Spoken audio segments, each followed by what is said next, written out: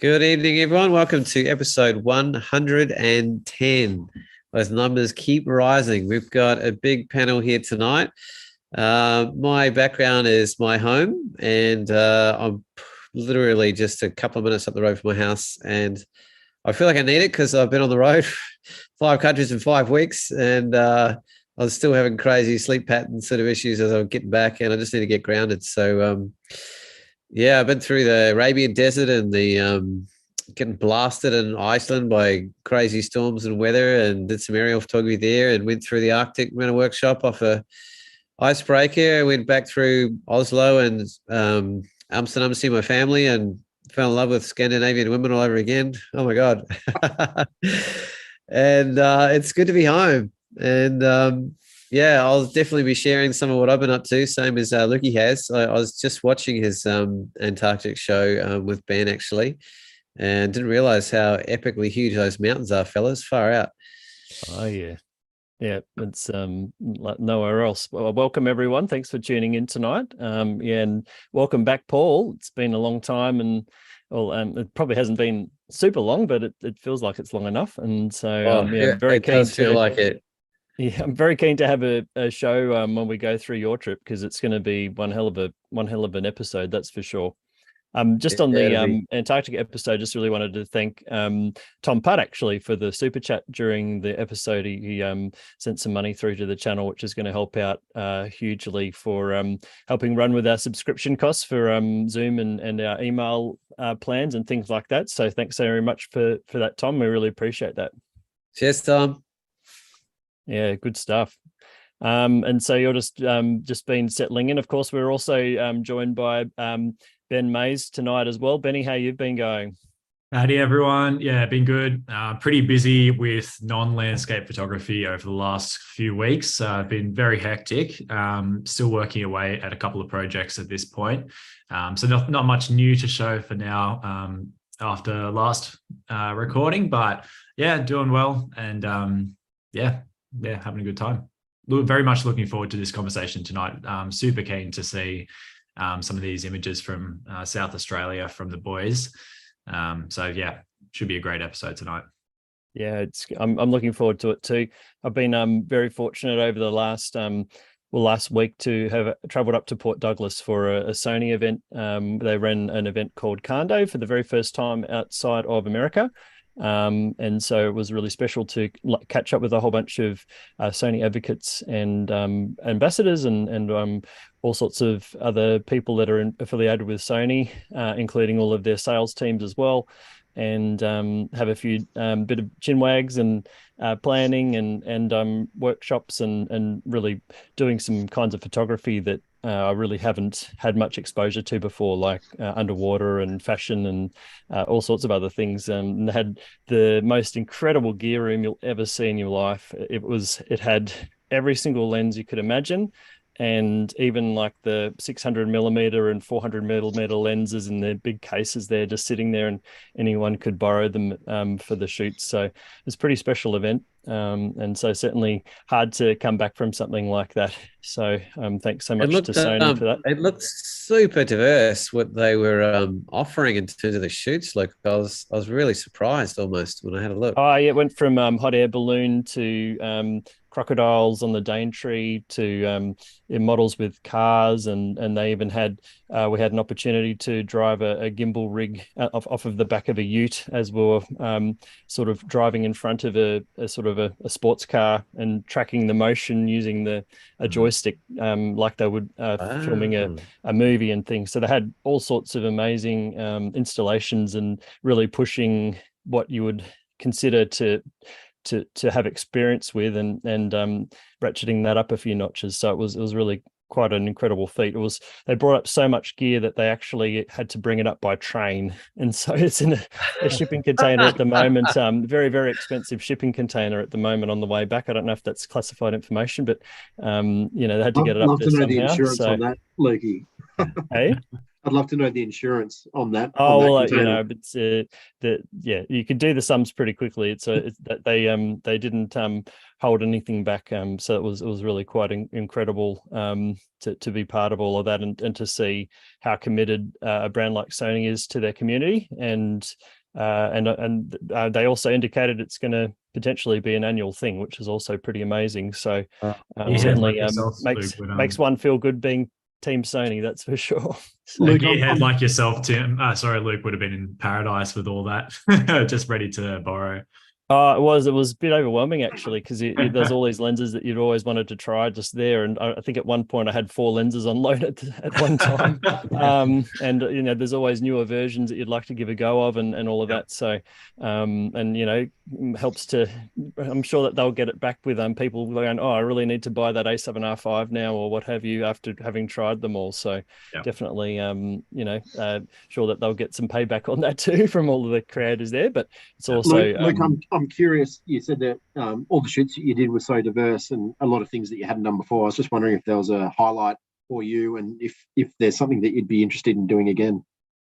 Oh, well, I really enjoyed, they actually had Aquatech there as a brand sponsor. And so we actually did some underwater photography in the resort pool there with some models, which was quite fun. And I've been speaking to my partner, Joe, about potentially doing some of that kind of work as well around the beaches and things where we are. So that would be pretty fun. But I mean, there was actually not that much landscape photography shooting, which was quite interesting. And a lot of people asked me, how do you feel about that? And I was like, well, if I was doing that, that's kind of what I normally do. It's actually quite nice to be pushed out of the comfort zone and photograph motocross or people with parachutes or models and things like that.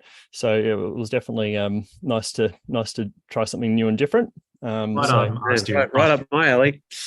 I might ask your opinion on that Aquatech gear, because I've actually been looking into underwater photography myself as some sort of project work, push myself into a different sort of zone, which sort of inspired by my wave gallery that I'm working on. This ocean stuff is just really fascinating me. So I might rack your brain after the episode and see what you thought of the Aquatech stuff. Yeah, absolutely. Yeah, and it's always good to swap some ideas, and that's I guess what an event like that's all about too, getting you to try new things and just be able to meet new people and make new connections and rekindle old ones as well, which was really, really great. So try and hide your credit card tonight.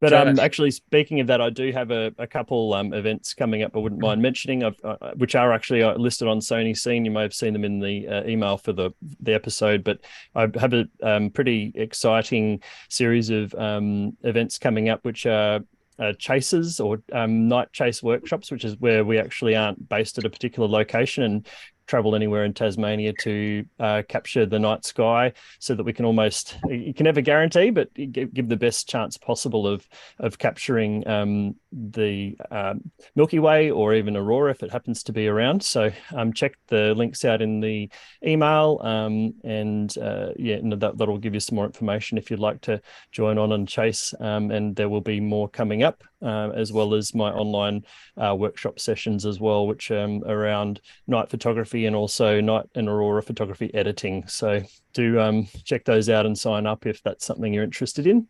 And that's probably enough from me. Yeah, it's no one better than Mr. Luke Tscharke for those teams. So get on board and see if you can catch up to that guy's standard. Good luck. I was just going to jump in with something quickly as well. So it's not live yet, but Paul and I have a Tscharke workshop that we'll be announcing quite soon, within the next couple of weeks. Hopefully by next episode, it's up and running, ready to book. So just if you're interested in that, keep an eye out. We'll be announcing that to newsletters and stuff when it's ready to go. We're very keen to put that together in November this year. Yeah, it's an amazing place, and quite good coverage recently with on Channel 7 as well with Charles Woolley, and that kind of thing really sort of rams home how special the area is. I'm sure many people would have seen that. So pretty cool. Yeah, beautiful. Yeah, it's funny having just sort of gone around the world and seen all sorts of things. I still shake my head when I think about the majesty of the Tscharke Island and where it sits on a global scale of the caliber of wilderness. It's unbelievable. Yeah, and speaking of amazing places like that, big advocate of those areas is Rob Blakers, and he's obviously been a guest on our show as well. And he was actually arrested very recently for defending swift parrot habitat. So certainly wanted to call out Rob as well in the amazing work that he's doing there in bringing awareness to the plight of the swift parrot and the endangered species that he's helping to try and protect there. So well done, Rob. Yeah, absolutely. Great effort. Yeah, I just Lucky told us about that this morning. Rob's actually almost my next door neighbour, and I definitely consider him someone I deeply look up to, and he's probably one of the most committed conservation photographers alive in the world, I'd say, actually, hands down. And I was just admiring his incredible imagery he's been producing the last 3 or 4 years of the swift parrot, which is some of the rarest and most endangered birds in the world on the whole planet at the moment. And it's a bit. He went right on the coal face, and no doubt he's had the opportunity to be arrested before, and it was probably a choice on his behalf to make a statement, I would guess. And I have no doubt that the Bob Brown Foundation will have his back and support him through whatever he needs to get through that process. But it's really sad when it comes to that. Rob's a peaceful warrior, but he is a fierce man in his own way in terms of what he believes in, and he's very willing to put his whole life and everything into what he believes in, more than most people I know. So hats off, brother. Yeah, it's pretty hard too to read that that they've actually photographed swift parrots in a place that they're actually logging, and that hasn't rung any bells or caused anything to halt. So it's pretty flabbergasting, really, that we're still in this space.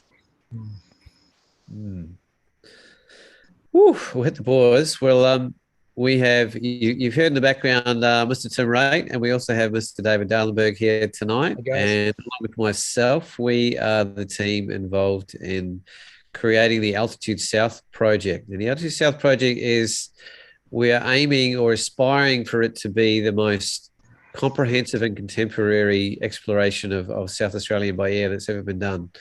And so far, we're up to 8,500 kilometres of exploration and 44 hours of air time, and pushing upwards of 60,000 images now.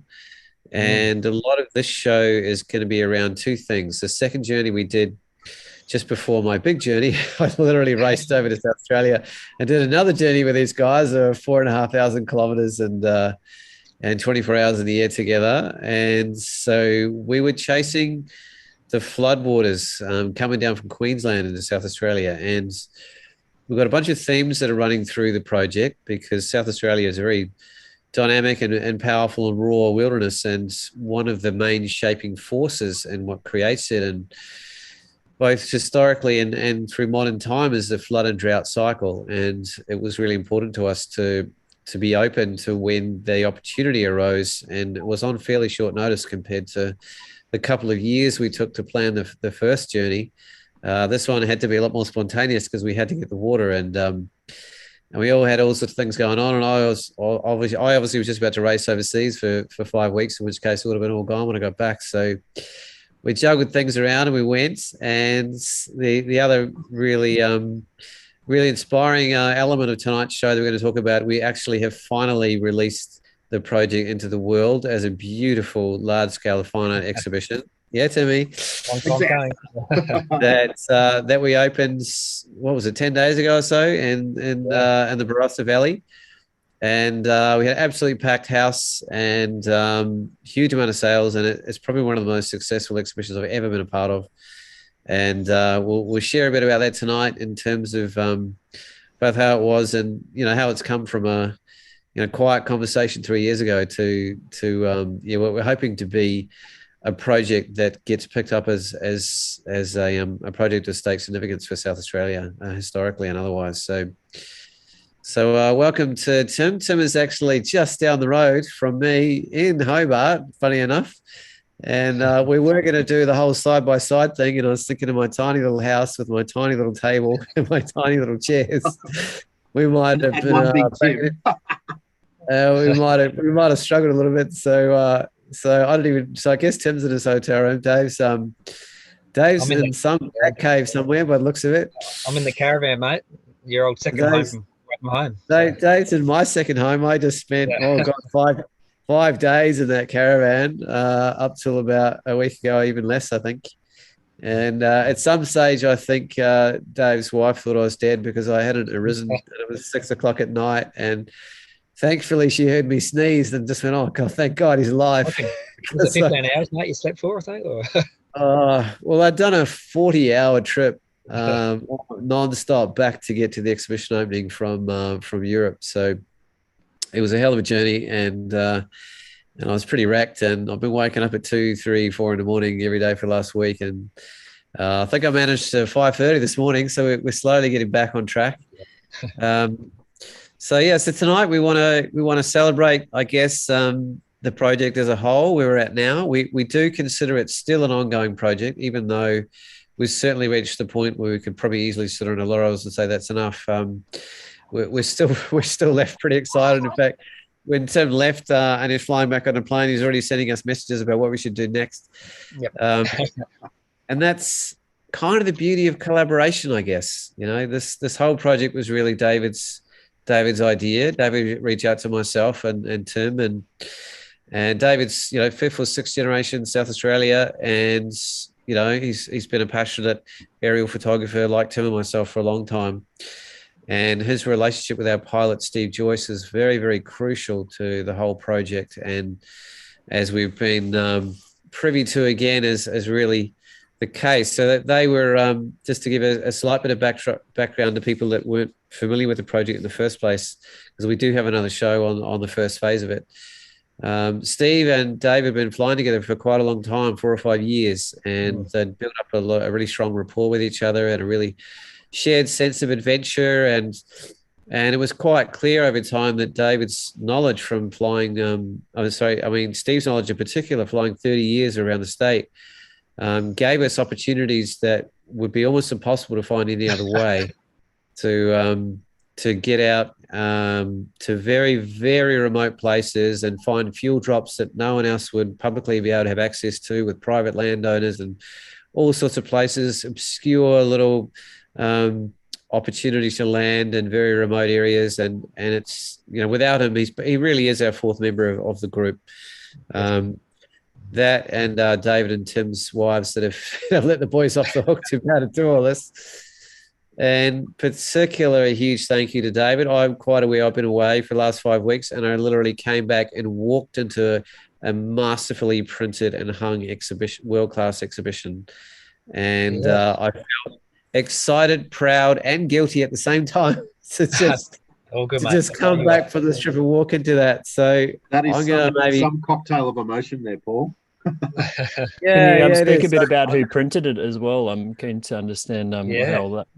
I was going to hand the ball over to David. So I really particularly personally wanted to thank David, because Tim and I are out of state, and a lot of bringing this project into grounding and into the real life sort of sphere is really fallen on David's shoulders, and the printing, it was a huge part of that. So do you want to speak about that, Dave? Yeah, and welcome, guys. Welcome. I was just going to say, before we get stuck into it, just for our viewers, if maybe Tim and David could actually introduce themselves and just kind of say how they got into aerials and how their photography journey led them to that space. And also maybe just a bit of a recap on the Altitude South as well and how it came to be. Yeah. Dave, how about you kick it off, bud? No worries, mate. So as Paulie said, I'd been flying around the state for about 5 years with a guy called Steve Joyce. We became really good mates over that period of time, and so I'd done a few pretty epic trips with a couple of mates. Probably done about 50 hours with Steve and another guy, John and Louis. So and I put together a pretty big portfolio, but I really wanted to sort of make it into a bigger project. So that's when I got Paulie on board, and Tim. Took about 30 seconds to convince both of them to jump on. 25. Yeah, maybe 45. And then I guess a lot of it's been planning of where to go and when to go. We had a few false starts along the way due to weather and due to COVID.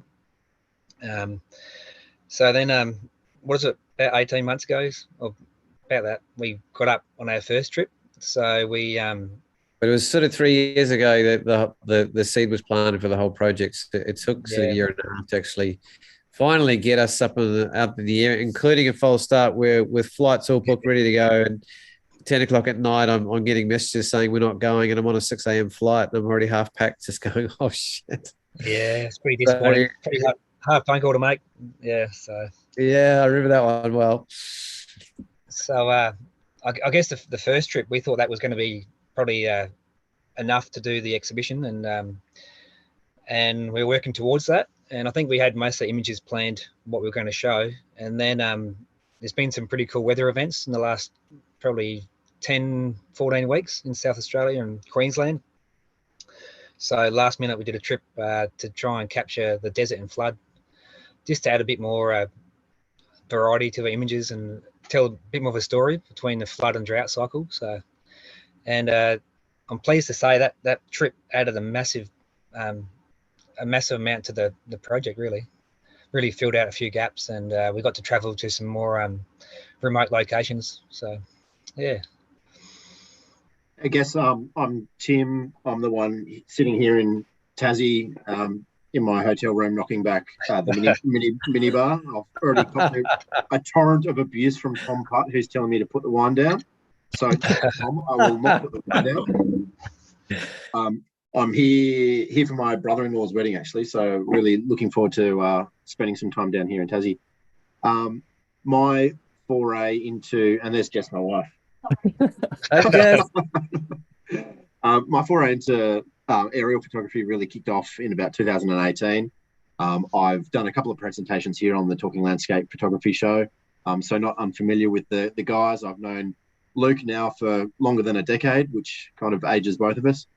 And I met Ben earlier this year for the first time, and obviously I've spent the best part of 45 hours stuck in a sardine can with David and Paul, so I know them intimately.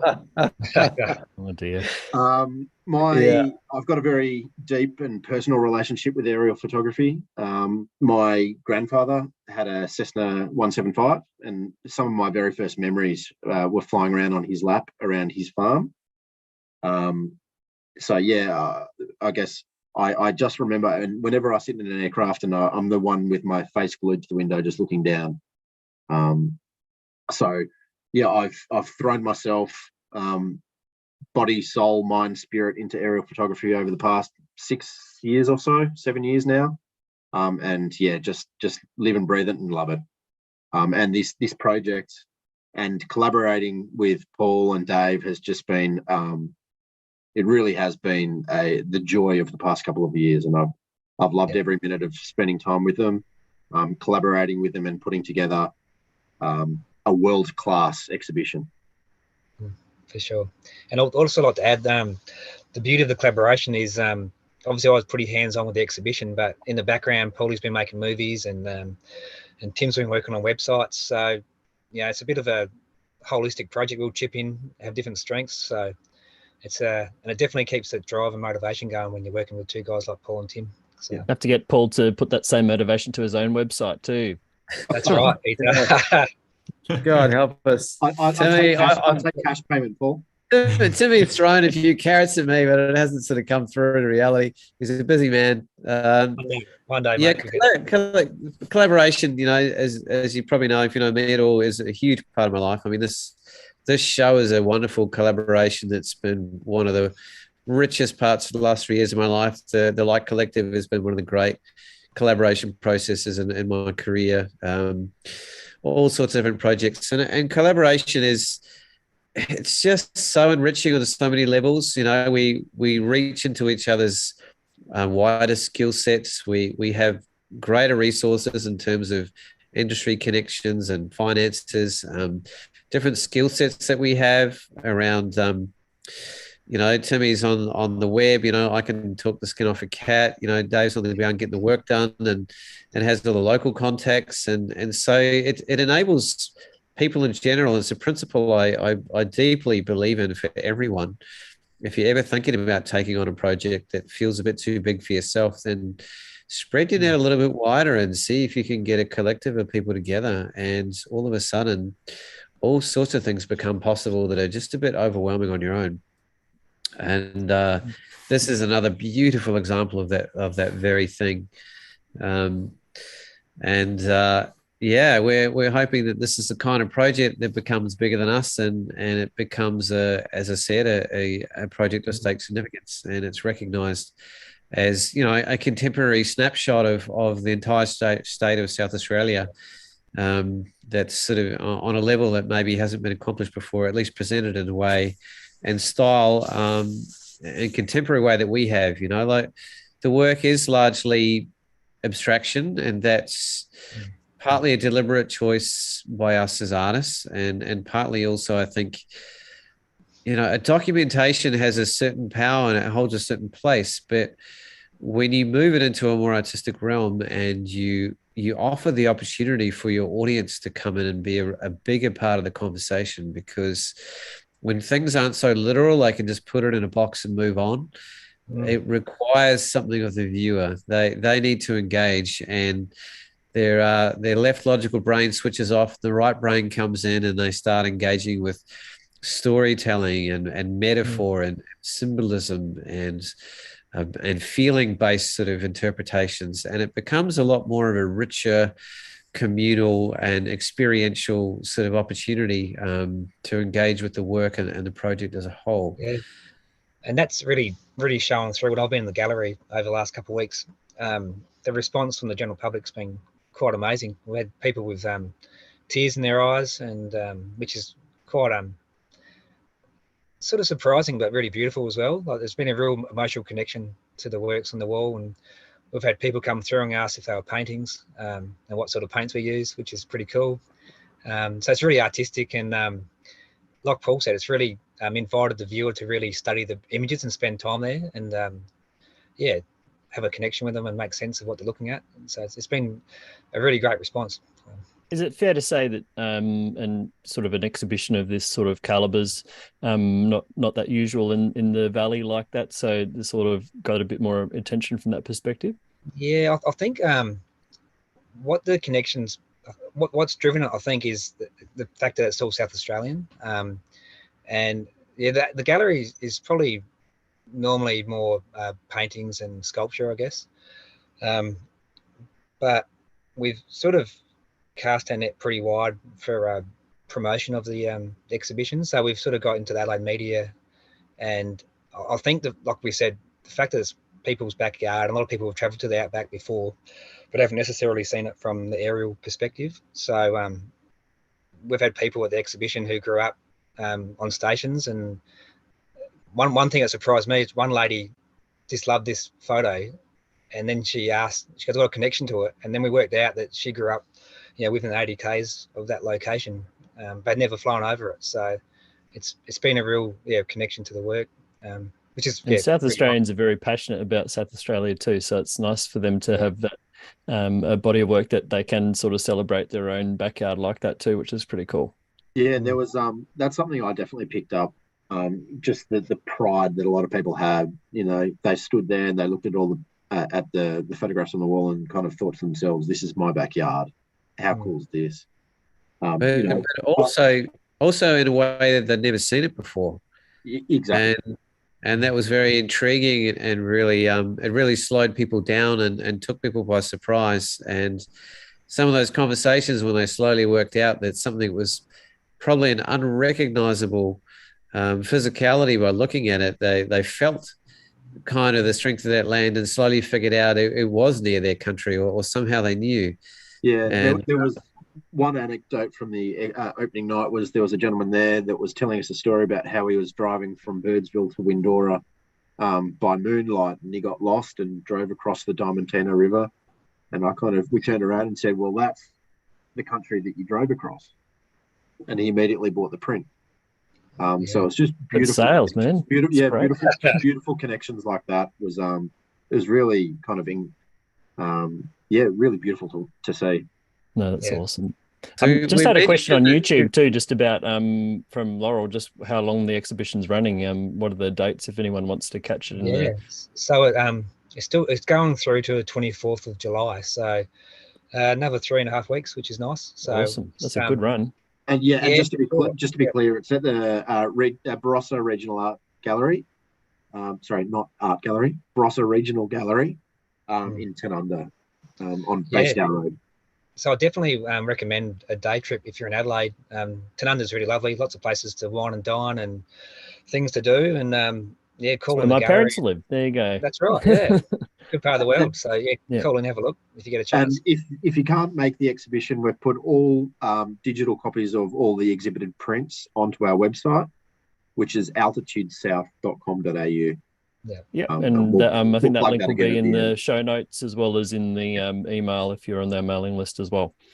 Yeah, we also have the beautiful backstory film that we released last time on the show here. That because it's one thing to talk about it. It's really helpful to actually see what it's like to be in the sardine can and try what it's like to shoot out of these places and just how remote some of these incredible strips we've landed on and weird places. And another aspect I like about the video is you can kind of see glimpses out the window of what the landscape looks like from a very literal sense, but then you get an overlay of then how we've chosen to interpret it.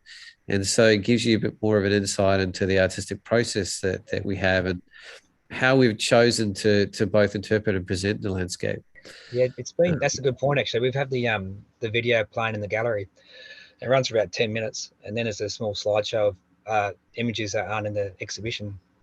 But it's been really good for the general public to, sit down on the couch and watch the video and give it context and give it a bit of scale as well. There's a few times there you can see the GoPro footage from the wing, and the plane looks tiny, like bumping around in this vast wilderness. And I think it really adds value to the exhibition, that backstory. How would you guys feel if I actually showed the video of our last trip? Yeah, go for it, Paul. It seems like an opportune time. So we haven't released this to the public yet. I literally just put together a little while ago. I just put it up on my YouTube channel, so hopefully it will play okay. So I'll just share my screen. It's only 2.5 minutes, but it might give us more a sense of reality in terms of what it's like and where we've been and how it's going to translate into the project as a whole in your own mind. Is that viewable, guys? Yeah, mate. Sure is.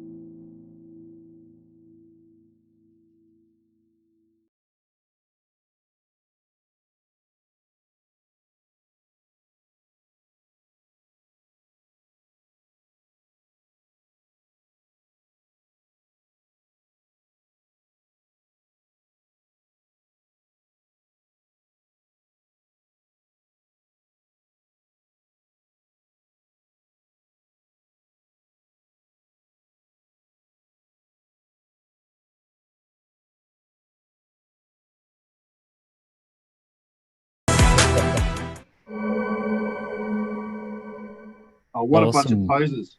Oh, let's bring back a few memories there, fellas. Yeah. Take me back. Take me back. There's Oh, some pretty I'm trying to incredible figure out. shots there. Must have been a few eye-popping moments there where you're flying over some of those scenes and just working out how to capture it all.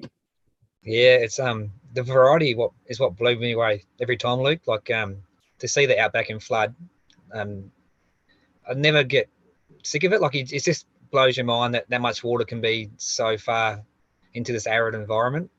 So you got sand dunes with inland ocean surrounding it. It's yeah, and then to fly over a place like Arkaroola at sunset, all the salt lakes. So just massive variety, which is what this project's really been about, I guess. No, And I'm sure that there was some landscapes there that people would never have imagined were actually in South Australia. I even recognised or saw a few that, I grew up in South Australia and sort of hadn't no idea of the depth that was there. So it is really nice to sort of bring these places to people that have been living there for so long. Were you going to ask something, Ben? I was just going to say, it's such a great insight as to what it's like inside that little, that little cabin. And just, what you're seeing with the eyes compared to what's getting captured. Because, I feel like I'm always seeing the result and like these beautiful abstract results, but I'm never actually seeing what it's like to be inside and what you're watching, like into how like the overall landscape, brought into context rather than these beautiful little snippets. So just to give you a little bit more context there, Ben, that plane's particularly difficult to photograph from. Yeah. So it's a Cessna 182. So it's got reasonable reach in terms of how far we can fly. So we can fly about 4 to 4.5 hours in one leg, and we will cruise typically at 120 knots or thereabouts. So we can go up to 1,000 kilometers or thereabouts in a single A to B leg. Yeah. But what makes it difficult from a photographic perspective is it's got wing struts. Yeah. And not only that, it's got covered landing gears, which are bright yellow. Yeah. So we've only got quite small windows that we can. So, firstly, we're not taking the doors off, so we're shooting through about a 30-inch window. Yeah. And then beyond that, we've got a wing strut and a landing gear. So the actual real estate that we've got to work with is quite small. Yeah. Does that mean you had to really work with more telephoto lenses like 85mm plus, or what was sort of the maximum sort of width you could get to on full frame? Sort of a bit of a variety of. That's where I think Steve, the pilot, really come into play when we come over places of interest. So he'd sort of tip the plane over on its side, and then do figure eights and sort of give everyone an opportunity to shoot the landscape. But going back to the focal length, I sort of shot between probably 50 and 180, I guess. So just depending, like the channel country is quite interesting to shoot. I think you saw a bit in the video about all the fingers go out, and it's quite stunning, but also quite challenging to find compositions.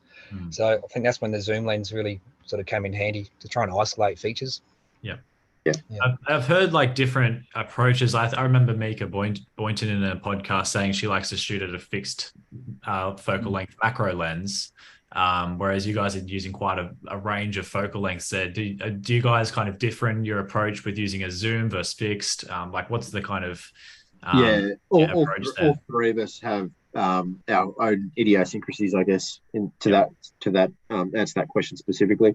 I like the fixed. I know Dave likes to have a zoom, even longer reach than usual as well. So Dave quite often will have two bodies, one with the 70 to 200 on it, and be shooting longer on the 70 to 200. And I know Paul's gone from one extreme to the other. So used to shoot with a fixed focal length and now shoots on zooms. So we kind of I had a decade of shooting with a 35mm 1.4 and 85 1.4 on two cameras at the same time, and that was my go-to for literally at least 10 years. The optical clarity, the low light capability, the crispness from corner to corner in the files was really, really, really, really spoke to me. But when I moved to the R5 and I started using RF lenses that were introducing like 8 stops of image stabilization, which suddenly meant I didn't necessarily need to rely on these 1.4 lenses anymore to get the kind of shutter speeds I needed.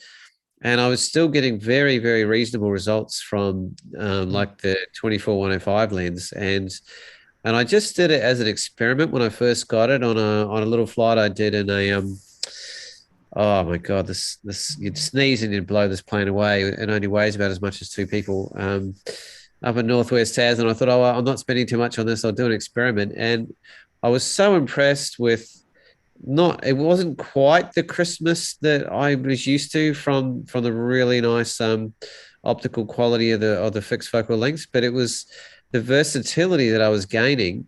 I wasn't having to crop into files and which I often needed to do because I was shooting 35, but the front, I actually wanted to be shooting 50. So I was losing capacity in the files that I was using in post-production. And the extra reach and the extra flexibility compositionally made up for that slight decrease in optical quality I found overall. And that's a very modern change to me. And I've actually stuck to that fairly consistently since then. I still haven't given up. I've still got the 85 sitting there ready to go. And occasionally I pop it on and I just go, oh, but I just missed 5 shots I wanted while I had the 85 on. And I was like, oh, and I just take it off again. And I think that other thing, Paulie, with this trip too, was the we on like a solo flight, you could sort of go for a fixed focal length, but we're doing, varying from 500 feet to 4,500 feet. So when we're covering over so much different ground as well. So that's where the flexibility of the zoom's really handy. So for sure. Yeah, so it sounds like a really interesting sort of discussion or comparison between the maybe not having the perfect resolution or sharpness but at least you're getting the shot that you're after and not having to crop after. So it's really interesting to hear it. Well, I think with the increases in post-production sharpening techniques and so on and noise control in the last 4 or 5 years in particular, it's you can get away with a lot more than you used to be able to and still get very usable results. And when we're trying to produce 1.5 meter prints, having to crop into your files is not ideal, and having that extra real estate makes a big difference. And having a camera like Tim's, which he's going to give to me when he upgrades his camera, 100 megapixel Fuji, thanks very much. Timmy doesn't have to worry about cropping too much at all. It's actually it's a really interesting concept because given that each of us have 3 unique and independent shooting styles, we also have 3 unique and independent editing styles. I think artistically we know the differences and we can pick our individual images out. But one thing that really surprised me coming together in the collaboration and curating this body of work and ultimately printing it and hanging it and putting on a wall was how cohesively all the images work together in one body of work. To the untrained eye and to the unfamiliar eye, I think it wouldn't have been too obvious that 3 individuals captured all the images. So together, they really worked very well and kind of bounced off each other, despite each of us having different approaches and techniques. I'm kind of curious if you decided to change what you would do just a little bit, just to make so it matched a little bit more, or is it just as a collaboration you guys actually are a pretty good fit in terms of style, even though you approach it very differently? I think it's probably more column B, but that's not necessarily an overt choice. I think it's just more how it turned out. Yeah, cool. That's quite nice. None of us were changing our images or to suit anybody else's. But we were making aesthetic and thematic choices around the body of work, and this is quite an interesting part. It would be interesting to move into this conversation now. Is how do you curate a body of work of 60,000 images into a cohesive project? And we had 5 kind of relatively interwoven themes that were running through what we'd like to maintain as the ongoing narrative for the project. So we have this this flood drought cycle and this extreme the level of extremes in terms of the weather events and these big shaping forces that are really quite literally written into the landscape when you see it from an aerial perspective. We have an element of spirituality in a way, and an overlay with the Indigenous people and the way they see the land and the way they present the land with their artwork, and also to pass on knowledge of country to people. And that's an ongoing conversation about how and why that is. And I'm interested to explore that more and more and more. You know, how does the people that live on the flattest continent on Earth produce work from an aerial perspective for tens of thousands of years when they've never had an opportunity to see the landscape from that perspective ever? And it's quite a fascinating thing to explore. I have a few theories and ideas, and I've been given some explanations by elders as well that, you know, there's people in their culture that travel country in their dreams, that astral travel. And I'm quite aware that over thousands of years, their spatial understanding of landscape had to be exquisitely high in order for them to survive and be able to know where the water sources were and the food sources were and the campsites were. And if they didn't walk the lands so prolifically, you know, they wouldn't have that really, really refined spatial knowledge of where everything is. And that's the very knowledge they're often passing through in their artwork as to where these water sources and food sources are. And it's quite crucial to their survival and their you know, their maintaining of the songlines and the well-being of the landscape, and as at the same time their culture. And then we have, oh my God, I'm getting carried away here. So we've also got, you know, a conversation around the early pioneers of this landscape. And what I personally find deeply fascinating is the brutality and harshness of this landscape to explore in the first place is actually not gone. There are so many areas out there in South Australia that are still incredibly brutal and dangerous and difficult to explore, right to this very day, all the way back from, you know, 250 years ago when they were first exploring it. I feel like I'm. No, you're right. Then we we were talking about the themes there, Paul. Yeah. Yeah, I just realized I thought I was monotoning, so I was hanging back to see if you guys would pick up. Another theme that we wanted to investigate, really kind of understand in a little bit more deeper level, was the more contemporary landscape and the impact that humans have had on the landscape. So I guess if we reflect on the economy of South Australia is largely dependent on the extraction of resources. So we wanted to, I guess, explore that from a visual perspective, not necessarily overtly politicize it, but understand what do these processes that happen so remotely and so unseen to so many people, what impact are they having on the landscape, and compare and contrast that to the natural landscape, and not only the natural landscape, but I guess some of the more renewable future that South Australia in particular is investing in from both a wind and solar perspective. So we have images in the exhibition that one of which is one of Dave's, which is an incredible black and white, which we called Winds of Change, but it's a storm behind wind turbines at the top of the Spencer Gulf. And it really kind of speaks to the power of change and what we need to do to be, a bit of hope and what we need to do to be less dependent on, the extraction of primary resources. I was just looking at the website and I just got that image up. I was wondering if one of you guys wanted to share your screen, and so if you're talking about one of these photos, you can actually bring it up as you. That'd be amazing. Sort of meaning behind it. I don't know who's got what prepared. Tim's on the road, so I'm not sure what you've got access to. But I can sort that out.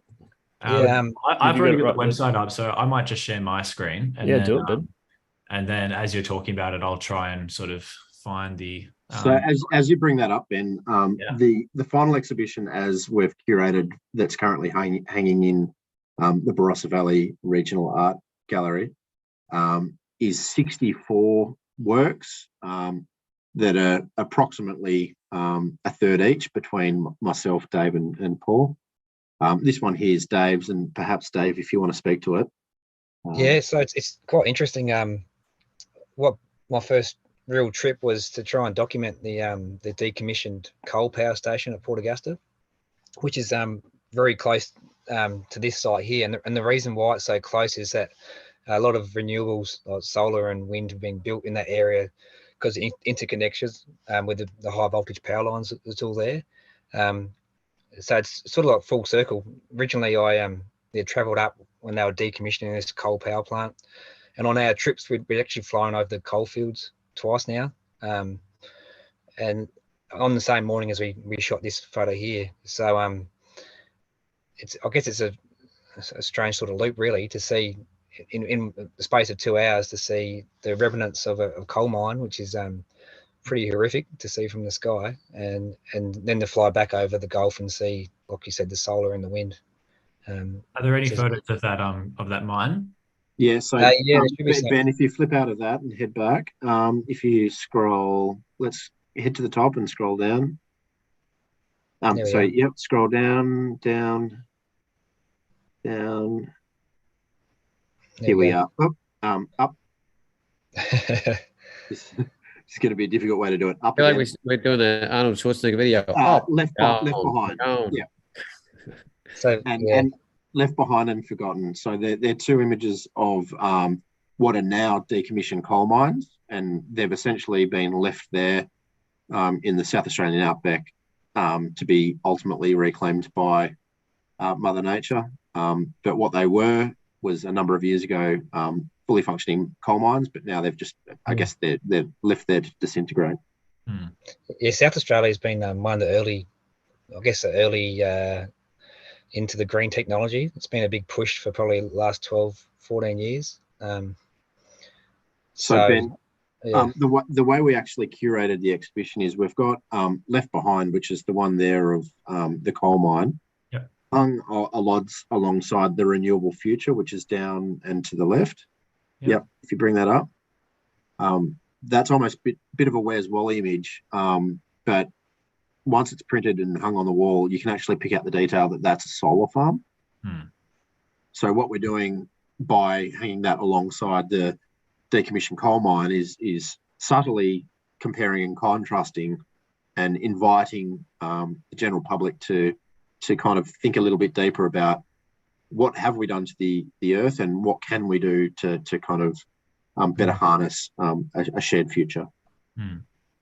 Yeah, and Tim did a good job of hinting at the fact that we're not trying to polarize audiences, and we're not trying to politicize our commentary, and that's the beauty of art. Art has a way of transcending politics, and beauty and form and structure and color and design can draw people in regardless of the subject matter. And just by presenting them and being a little bit more thoughtful about how we curate the work and which images are present with each other side by side in the exhibition, it sort of asks questions. If you've got images that sit beside each other that have a level of disharmony with each other because, one's a pure natural feature and one's, a destroyed landscape, you sort of unconsciously even have to sit with that disharmony and ultimately fall on one side or the other and make an element of choice in terms of what you want to engage with, or at the very least start owning your emotions and feelings and reactions to things. So art has a very insipid way sometimes of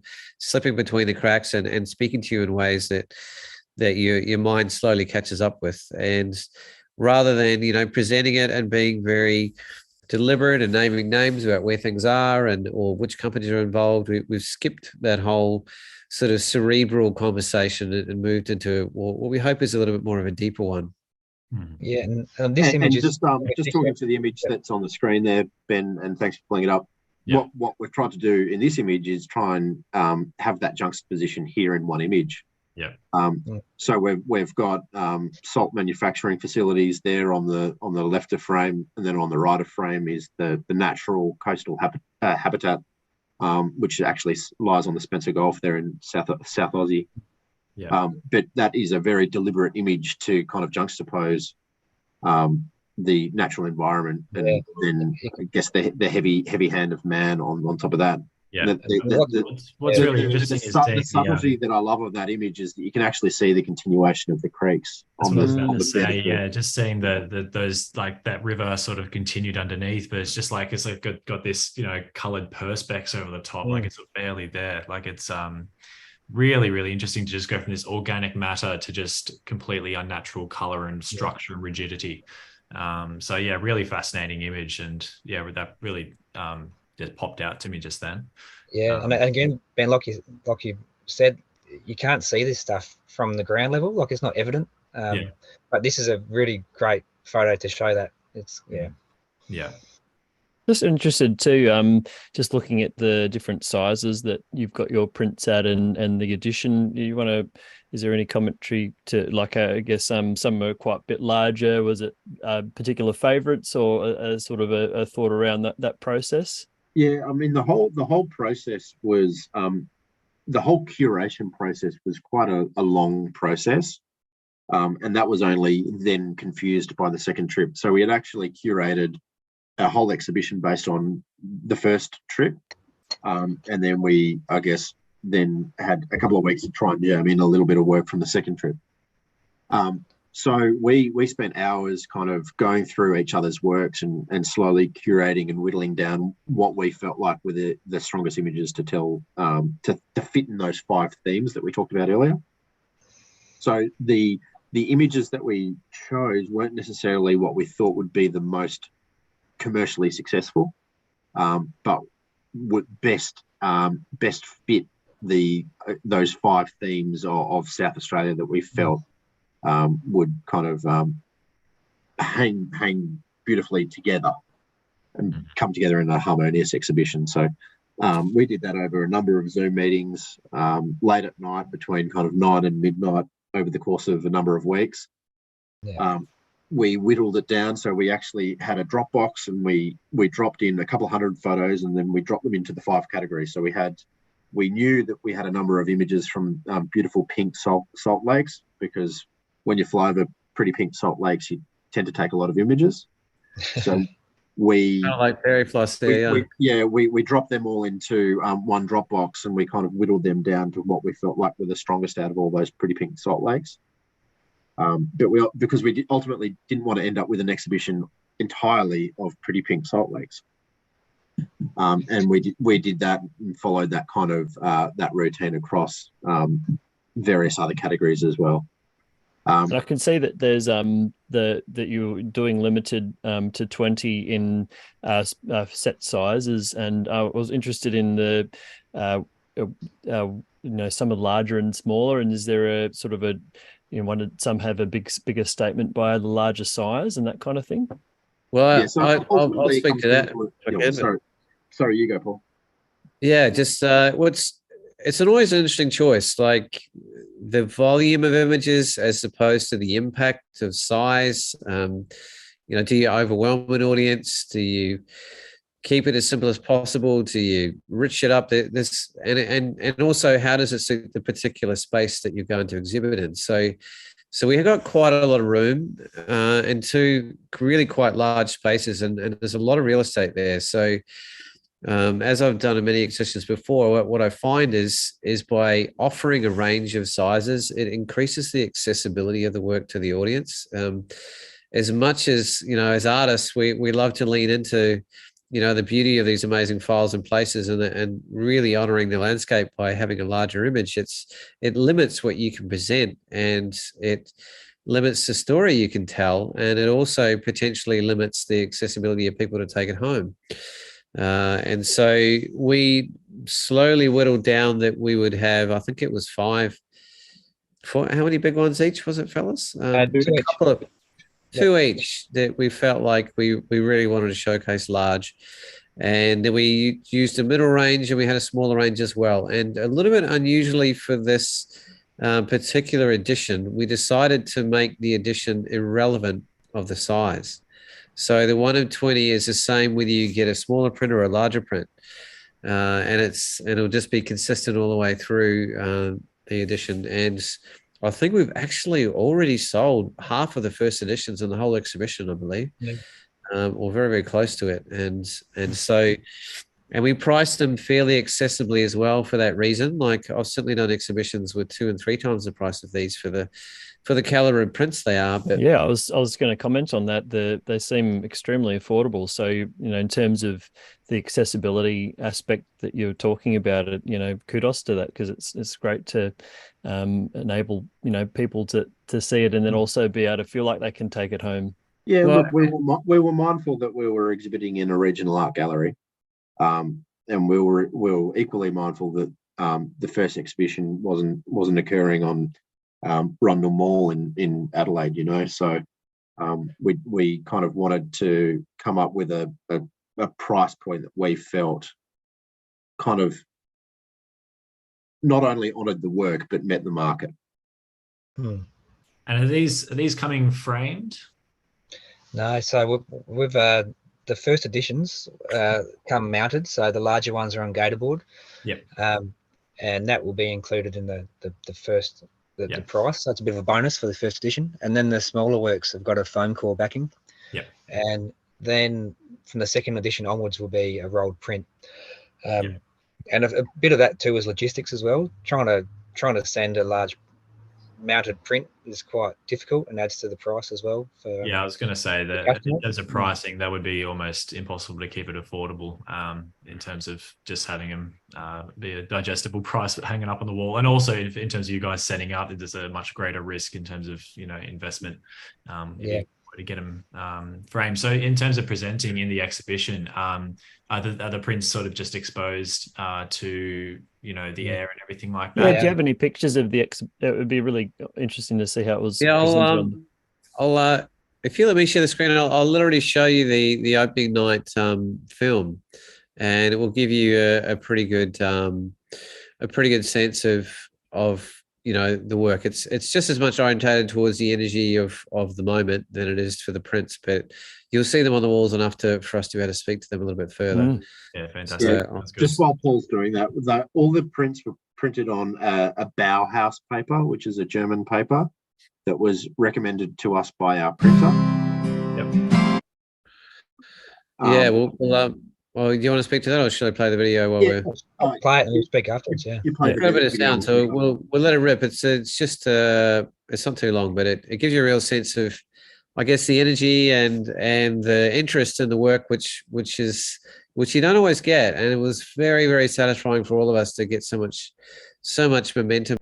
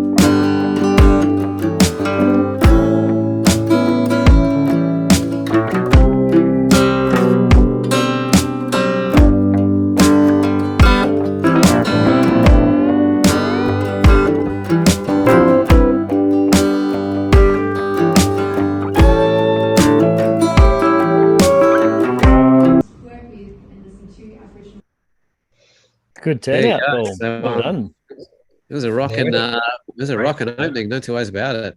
Even had the illustrious David Evans there. Amazing. Oh yeah, we got David in for an hour, dragged him away from his family. Long drive for him too. So big hats off to David. He's been people know David Evans. He had his own show with us on Swedish Lapland, and I don't know how many times he's won the South Australian Landscape Photography of the Year. I probably lost count. But yeah, he's a world-class photographer, and yeah, it's really, really interesting that gallery. I have to say, I don't think I've ever seen a team of volunteers so engaged, so enthusiastic, and so genuinely committed to supporting their artists. It's like nothing I've ever seen. And we had, I don't know, 10 people come as volunteers in their own time just to meet us and learn about the work, so they could then present and offer an opportunity to give people a deeper insight into the work when we're away on our behalf. And it was just like, oh my goodness, this, and they're so into it. I mean, you know a little bit more about all the characters involved, David. Yeah, no, I've been quite overwhelmed again from the first moment I sort of met the first few volunteers till now. Every time you go there, there's smiles and everyone knows your name, and yeah, so much enthusiasm and warmth. Yeah, it's a really good cross section of people. Some people are painters, and some people are poets, and some people just love being, around the art. So it's a really nice community. And we should touch on Annie. She helped to curate the exhibition. So she was a volunteer, and she spent a lot of time with the works and placing the works around a gallery in different places to try and make it work really well. And then Cara and Rowie, they just did an amazing job. Like, so much time involved, and yeah, it was really heartwarming, to be honest. So. And then you had Paul just jets in right at the end to sort of take, all of the, Come on, Lukey. Don't be like that, mate. No, I think it was amazing that that you there he is, walking in like he owns the place. A bit of an oh shit moment when you was like, oh, my travel and the exhibition and how's all that going to happen and that kind of thing. Yeah, it's nice. Well, yeah, I mean, there's definitely thanks to for Dave's wardrobe for dressing me up. And was it your dad's like 50-year-old R.M. Williams shoes? They're amazing. So here we had Rhiannon Pierce. She's a member for King, yeah. And she, oh my God, she did such an incredible job at the opening. She spoke in straight Indigenous language for a whole bunch of it, actually, and she put so much thought and time into the opening. And she's a great supporter of the arts, and that was one of the highlights of the whole experience for me, to have people at a state level engaging with the work. And that's the kind of doors we're hoping to open by, slowly sort of establishing this project as one of state significance, and to already have, people on a ministerial level kind of engaging with the work and getting to meet us and spending all the time to get the real story and passion and understanding of kind of the intentionality and the deliberateness and the many sort of underlayers of the thematics that we're trying to present is setting the scene. Which we're yet to see, which Steve's been given a red dot, as in he's our pilot on the left here, and he's allowed any damn print he wants. And we're thinking he said it on this. I don't know. He was trying to be very PC about it as to which one of ours he was going to choose, but it was, we sort of, he was as moved as anybody else with the whole project, which is so beautiful. And he actually came up and spoke at the opening, which is really nice as well. He certainly was not going to do that. He was hiding in the back of the room, and he's the kind of guy who's so humble. You don't want to put him on the spot too much, but at the same time, he deserves so much praise from us. It's not funny. So I gave him in between. I didn't put him on the spot and tell him to come up, but then he was so moved by the whole event, he ended up coming up himself anyway, awesome. Which was really, really lovely. Here's some of Tim's crew. You had people from Darwin. And my sister came down from Darwin, my parents from Sydney, and I had an uncle and cousins come down from Mildura in Victoria. Wow. So, yeah. People travelled a long way. Impromptu family reunion. Yeah. Yeah, and you had a few days together, which was really beautiful to see. Just say, looking pretty sharp, mate. I haven't seen him looking that sharp before, Dave. It was like, normally it's a flannelette shirt, mate, and the beanie and the plane. So, yeah. But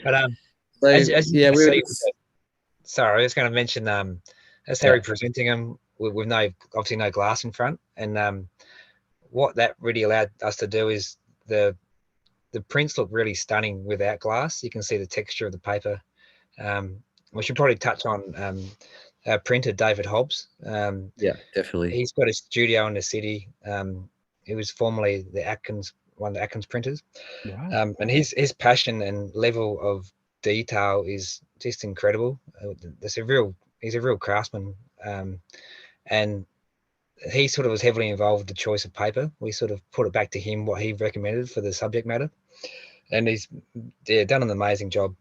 Was it all the same paper, or was it custom to the print?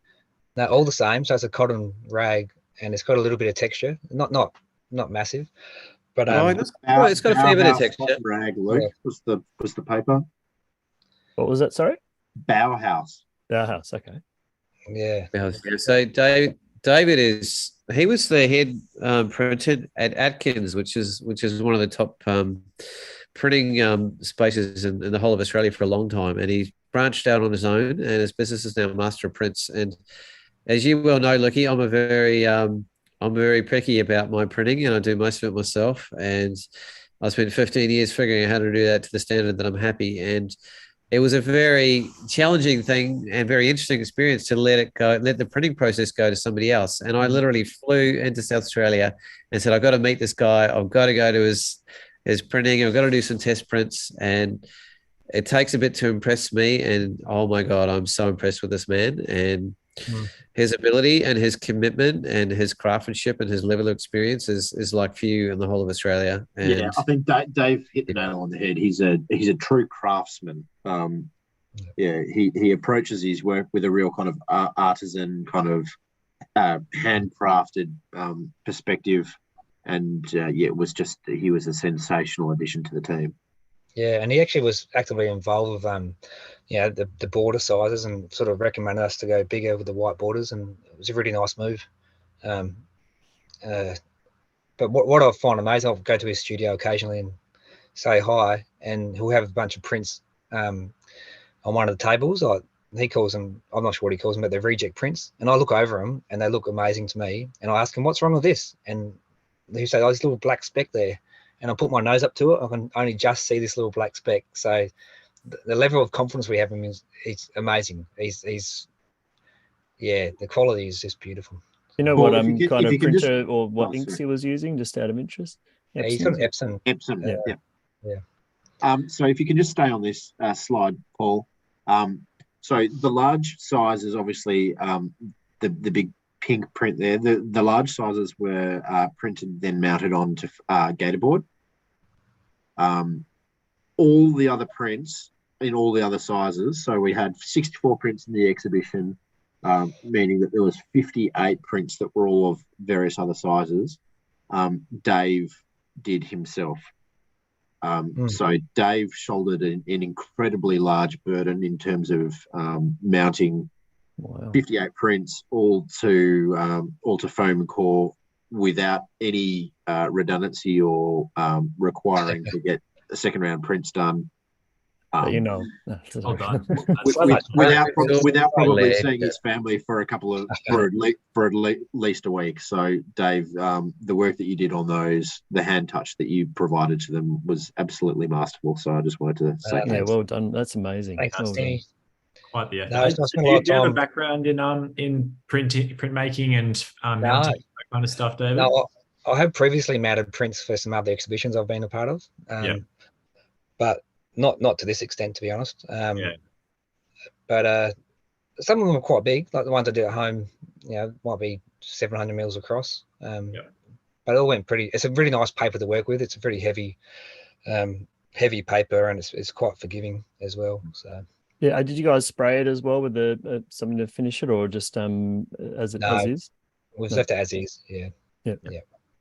Yeah, it's such a conversation paper, and to find a singular paper to suit, an entire body of work from such a sort of comprehensive project is a tricky thing to do. But it's I'm very impressed with how well the natural attributes of pretty much all the images have come through so beautifully on this paper choice. And it's quite interesting how much the paper is engaged with the images. Like some images you can hardly notice the texture in it at all, and others it completely has a huge impact on the physical presence of the image itself. And it's very much to do with the qualities of the image. And it's kind of nice to have that dynamism that it doesn't seem to have a consistent presence. It can come forward and back like a little bit of a dance between the different images, depending on sort of how much open space and simple colorations are through the print.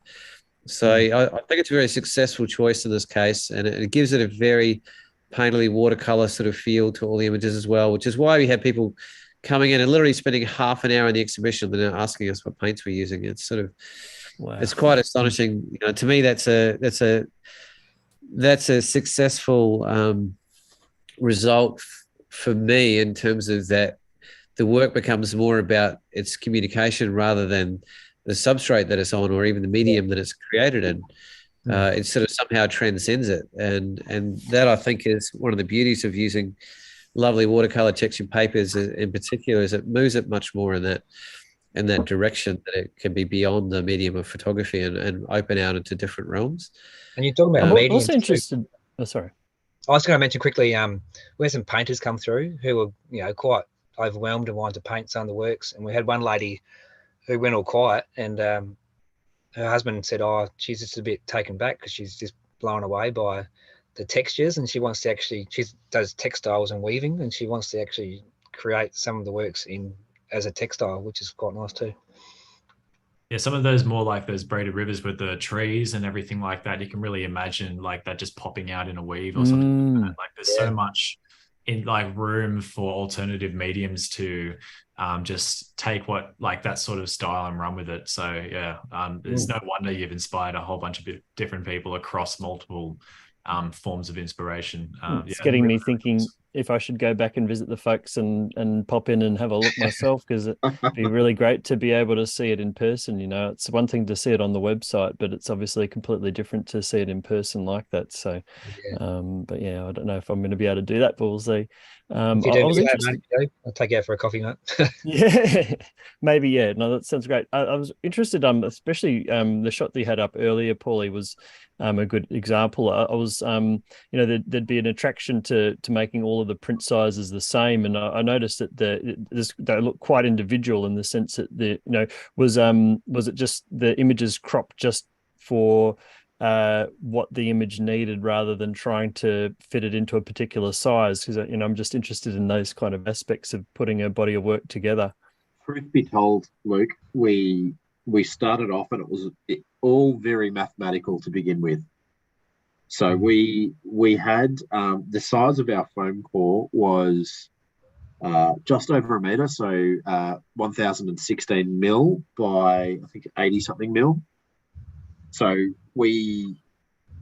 mathematical Tim thought, all right, well, if we do as a medium size, which is half of a sheet of foam core, and a small size, which is a quarter the sheet of foam core, that'd be great. But what I didn't realise was that I'd done all the mathematics based on my own ratios, and of course, all my ratios are 4x5. Oh no! And the other guys shoot a little bit wider than I do. 2, 3, yeah. Yeah. So I think we actually churned through a bit more foam core than what we originally intending to do. But that's how we kind of initially came up with the sizing. And we sized everything in the medium and smalls by the short side. So no matter how, from the aspect ratio, if they were all horizontal, then they'd all be the same height. And if they were all vertical, they'd all be the same width.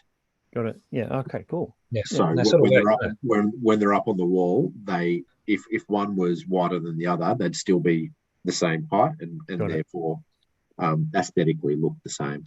Mm-hmm. Yeah. Yeah. I guess that's one aspect of when you were... Sorry.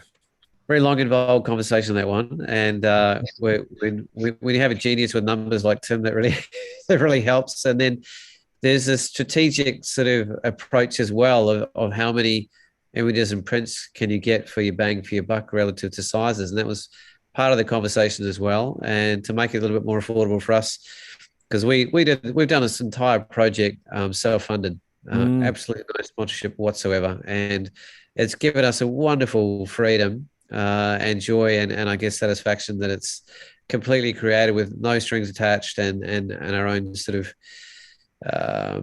transparency of intention has not been clouded by anything or anybody else. But at the same time, I do feel like down the track, we just ran out of time. We did consider going for a few grants actually, and we just kind of missed the window on some and missed the timing on the others. And I do think it's the kind of project that could easily be picked up on a state level, and it has that level of relevance, I think. So it could be interesting to see where that leads sort of down the track, and in terms of what role it has. And the very obvious next step for us is to move it into book form. And we did consider having a book ready for this exhibition because it is an obvious time to release one at the same time, which I've done on all the light colored exhibitions, for instance. But because we had only just done this second trip so recently, and we've hardly even had a chance to even seen it, we didn't even know if we were going to get any of those images into the exhibition at all. Even it was that close. I was literally left, I don't know, 3 days after the trip or something. I was in Europe. Maybe less, and so there was almost no time. And to all of our credit, we dug deep and ended up bringing quite a lot of the new work into the exhibition on very, very short turnaround, actually. And it was very, very clear to us that it would have been a misnomer to not offer the opportunity to deepen and broaden the book project with this whole new collection of another 25,000, 30,000 images. And the other thing that I personally was very interested in, and this is probably going to be another part of the ongoing conversation, because when is a book ready? You can always do more. Is we've had poets that are interested in engaging with the work, and different artists from various descriptions and writers, and wouldn't it be interesting to get geologists involved in the conversation to some extent, and even some Indigenous influence in the conversation of what can be woven into the book. So by presenting it to the world and bringing it out in the public, and it's currently actually in the South Australian Life magazine, which is really beautifully timed for what it's for the exhibition. Like literally, we had is it Ben Kelly and who was the editor today? Liz Walsh. Yeah. So I reached out to Liz Walsh, she's the editor, and she got back to me within about 3 or 4 minutes and said, "Yep, we'll go for it. We'll give you plenty of pages." And they were really nice to work with. Ben did a really nice job of the write-up. Geez, it looks so nice.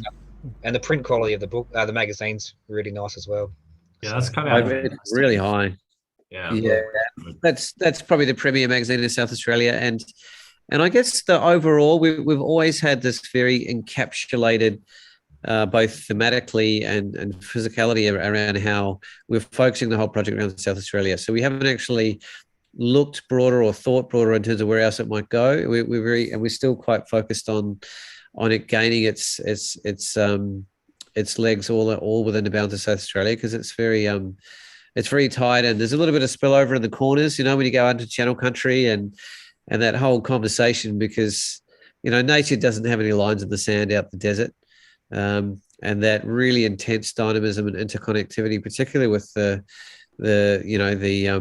Lake Eyre Basin, which extends a lot further beyond South Australia, where a lot of that flood drought cycle sort of is born from. Is we're dancing on the edges of that, but we've certainly made a lot of effort to contain the project thematically as much as possible within the boundaries of the state, which I think is pretty appropriate. And yeah, lovely magazine to have it in. They've done a beautiful job of the printing and fairly comprehensive job of the story. And I'm really grateful actually they've given David, the real shining presence in the project, because really this is born from his idea, and he's from this country, like Lukey is too, actually, for a long time with many generations. And they did a really good job of presenting it that way. And this is one of Dave's too, actually. It's one of my favorite images of the project. This is one of the few images we have that actually has a horizon.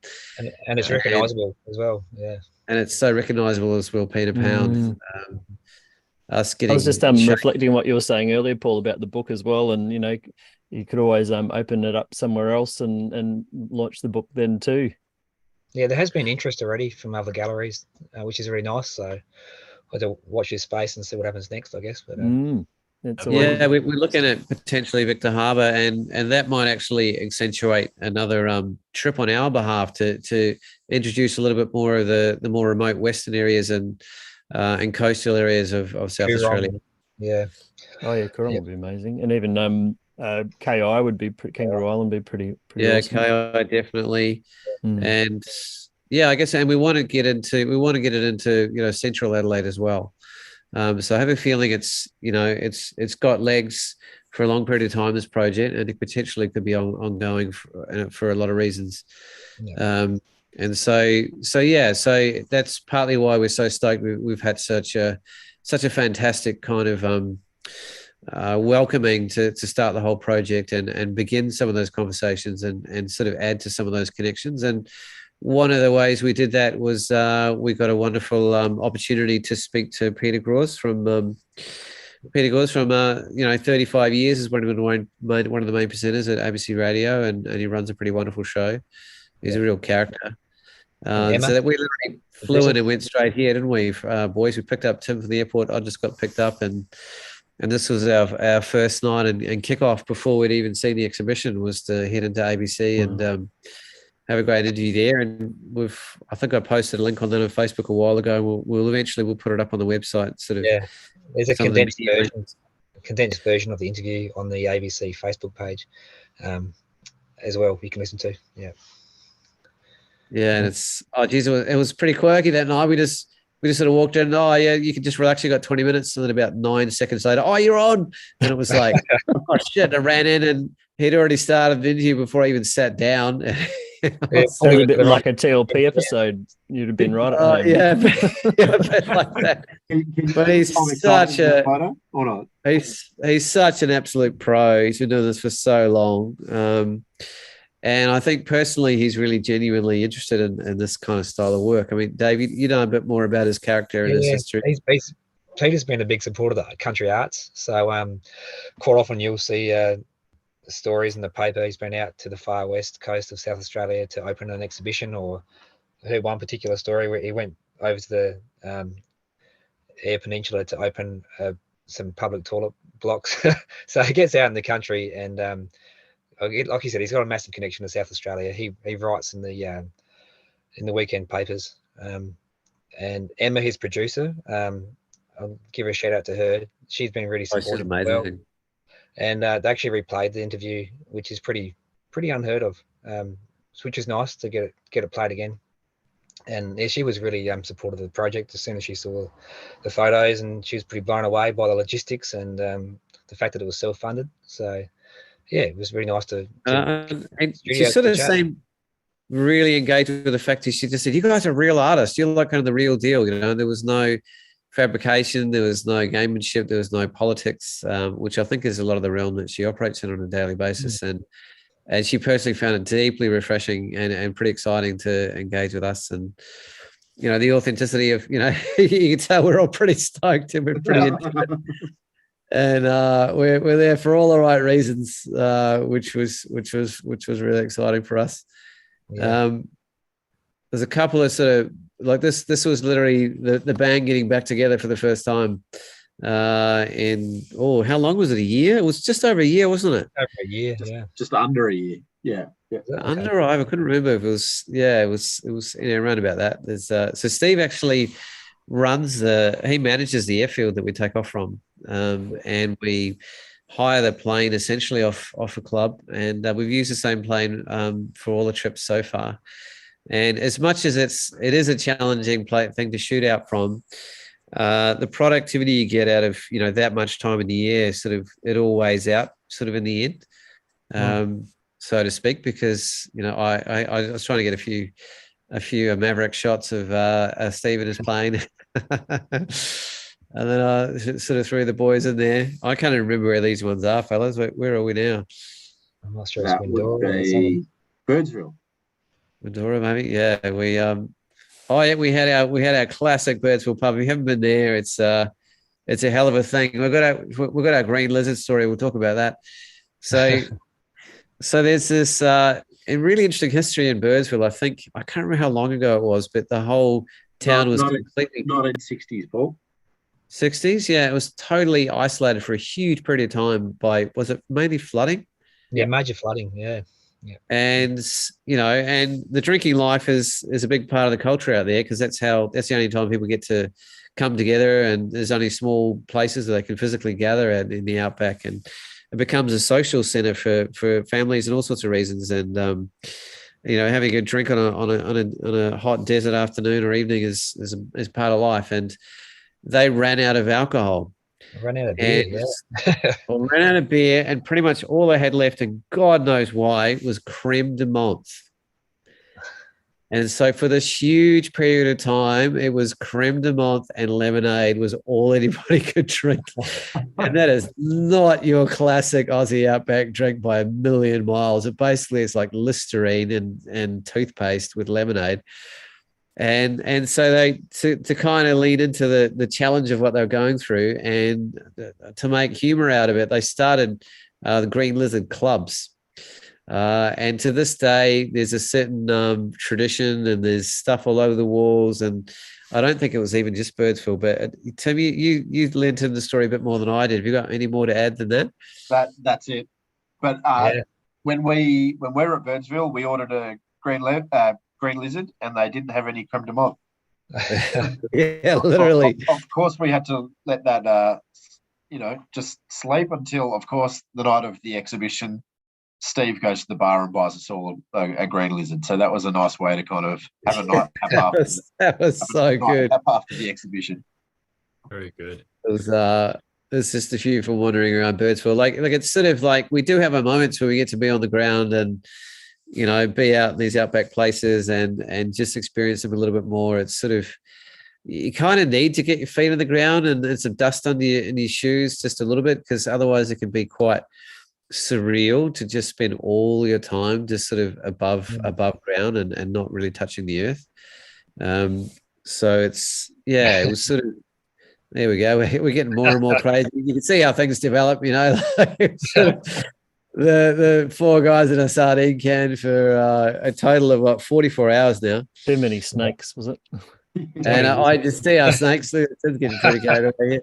So this is interesting. I'll see if Lauren lets me play it. So this was literally on the Blue airfield. Look at this. So if you know anything about flying planes, this is not what you want to be dealing with. Yeah. That's unreal. So this is in a town called Bettery, and Bettery for the best part of 3 months was completely cut off from floodwaters. So it attracted pretty much every bird of prey within Kui of Bettery, because all of the grasshoppers and all the insect life that was generated from the flood. So we were actually flying into this runway, and we didn't, obviously at 3,000 feet, didn't see all these birds until the last minute. And Steve, our pilot, expertly handled a landing through a cloud of birds. And he essentially pulled out to the left of frame and then pulled it in. And he was, I think he said in the number of years that he's been flying, it was the hairiest landing that he'd ever had. And it was all due to these birds, because you don't want to have a bird strike in one of those aircraft. They'll knock the window out and kill you. Oh, yeah. What kind of birds were they? Take you out. Some sort of kite, weren't they? Kites? Kites, yeah. And when we left, the lady who was running the airfield went up and down with a full drive trying to scare him off, because it was pretty hairy. So, well, we couldn't take off. We literally had to get someone to try and do something about the birds, because there's no way we could do that ourselves. So she literally went up and down the airfield to just trying to get to clear a path for us to even take off. Which was a little bit. I think Steve understood the risk a lot more than we did, to be honest. I'm just going to segue into actually some of the images as well. That I was just about to say, it'd be great to get some insight into some of the images from you guys. So a lot of these are going to be images like I literally, to be honest, just physically ran out of time to get some of my prints ready and time to put in the exhibition. And I mean, this was a very unusual one that I personally really find the aesthetic really quite intriguing. It's just like dripping oil paint or something coming down a page, and God knows how it sort of translates. And it's a salt pan with a level of reflection on the water just for a millisecond that just sort of lit things up in a really unusual way, and it sort of pulled all the color out of it and just gave it this really sort of oil-like aesthetic, which I find personally really intriguing. Oh my God, is it going to let me go next? Why is it not letting me go next? Come on, Lightroom, be nice to me. Oh, my whole screen is frozen. There we go. All right. A good one to freeze on. What's that? I've got my freeze on. Yeah, it's really totally frozen. All right. Who else wants to share screen and have a go? I'm jammed. Have I'll a crack, stop Dave. and see if I can get it on. It's coming back again. Can you share your screen, mate? No worries. Yeah, jump in whoever can. Yeah, mine's working again now, but if you guys are ready. Oh, you're right. I've still got that tab up, so I can. Oh no, these are new ones that aren't on the. I'm new ones. Yeah, just trying to share now. So here we go. Otherwise, I can run back on mine because it's working now. That's strange. Oh, sorry. I think I'm there. Can you see that? Or yeah, there we go. Yep. Yeah, there we go. I'll do a quick slideshow. I'll just see if I can get to work. So these are all from the latest trip. I won't. Sorry. So let's try to work out how to pause it. So yeah, it's the sort of stuff I'm really interested in. These sort of strange figures you see on these salt lakes. To me, I can sort of see a dragon's face and blowing out sort of white smoke or something. So Dave, we're only seeing the We're only seeing tiny thumbnails, Dave. Oh, can you? Oh, sorry. Might need to share to the program that's showing the actual picture. Yeah, sorry. If you double click on it, will it make it bigger? See that? Or if you switch your share screen to just be a whole screen rather than a particular window, then it'll probably work a little easier for you. Yeah. So when you stop, if you stop sharing, do you have to stop sharing to do that again? I think so. Yeah. Yeah. So if you leave and then when you do share screen, I usually go top left, which lets me show anything that's on my computer. Because if you pick one of the other screens, you can only stick to whatever piece of software that is linked to. Oh, okay. And usually if it's the top left, it lets you just show anything that's on your screen. Mine is the top left anyway. There we go. Yep. These guys just really don't want to show the latest stuff. They're trying to. we're trying to hide it all from you guys. It's a scheme. You've got me. I'm salivating here. Come on. Can you see that now, boys? Dave. No good. Right. Try sharing screen again, mate. Oh man, sorry. Yeah, the universe is building the anticipation, isn't it? Yeah, it's Pavlovian now. It's like someone's might be a rung the case bell. of third time lucky. There we go. How's that? There we go. Yeah, Yes. now we're talking. All right. So that's good. You can see it. I'm happy. I've just tried to start this slideshow.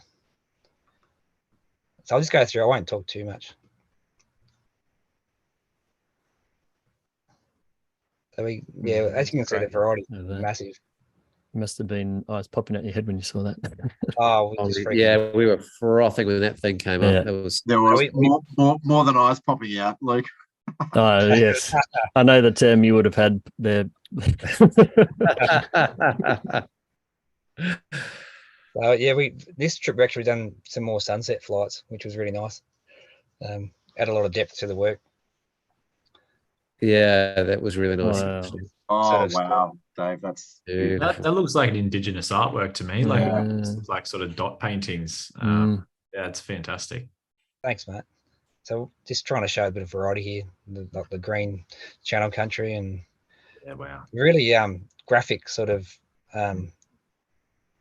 really graphic sort of what remains after the floods, which is quite. It's like a praying mantis. Yeah, it's like a little gecko or something. Yeah.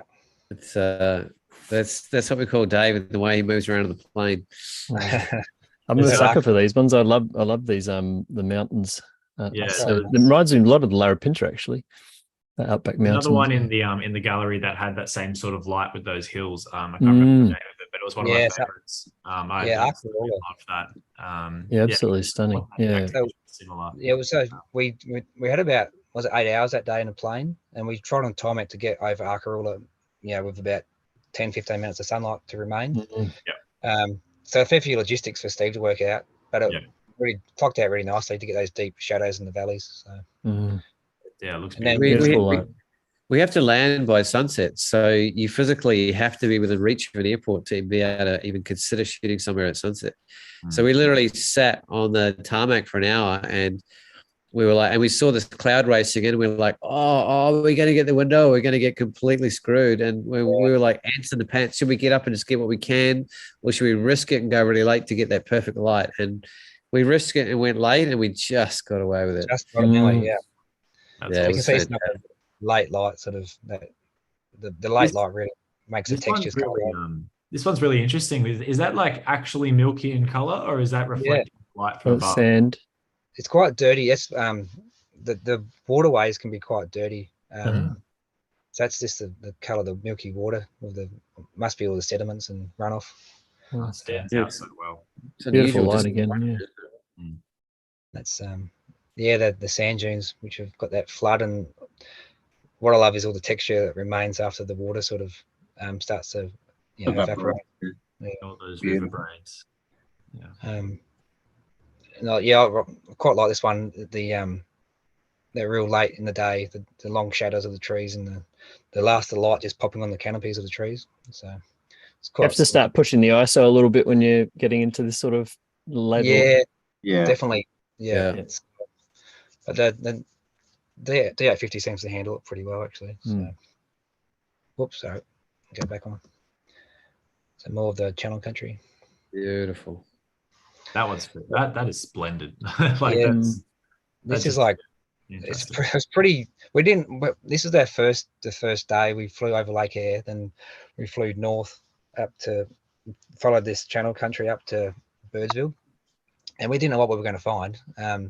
But the textures and the colours and the reflections of the light really look quite amazing, almost like lightning. Some of the reflections. So there's 3 main watercourses that fed into Lake Eyre. There's the Eyre Creek, the Diamantina, and the Cooper Creek. We had the absolute benefit of flying over all 3, but the majority of the water was coming down Eyre Creek, and Eyre Creek is the furthest west of those 3 systems. So any of the rain that was caught in the Gulf of Carpentaria and the Northern Territory actually feeds down the Eyre Creek and the Georgina River. And that gets to a place called Goyder's Lagoon, where it joins the Diamantina, and then it comes out the other side of Goyder's Lagoon and flows down to Lake Eyre as the Warburton River. This would have been probably around Goyder's Lagoon at the junction of the Diamantina and the Eyre Creek. So Lake Eyre is actually flowing into Lake Eyre now as we speak. So this is Spencer Gulf on low tide. Yeah, more sand patterns as well. It's beautiful. It's another one of the outback salt lakes. So never quite know what you're going to get till you fly above them. So. And they always change. Yeah, they had a little bit of shallow water pooling, which causes that nice colour in the bottom there. This is another one of those photos where to me it looks like some sort of alien jumping through the screen or something, like to the right. Oh, that's awesome. Look at that shape. Yeah, Tim's got a really lovely photo of this same sort of feature in the exhibition. Really like Chinese dragons.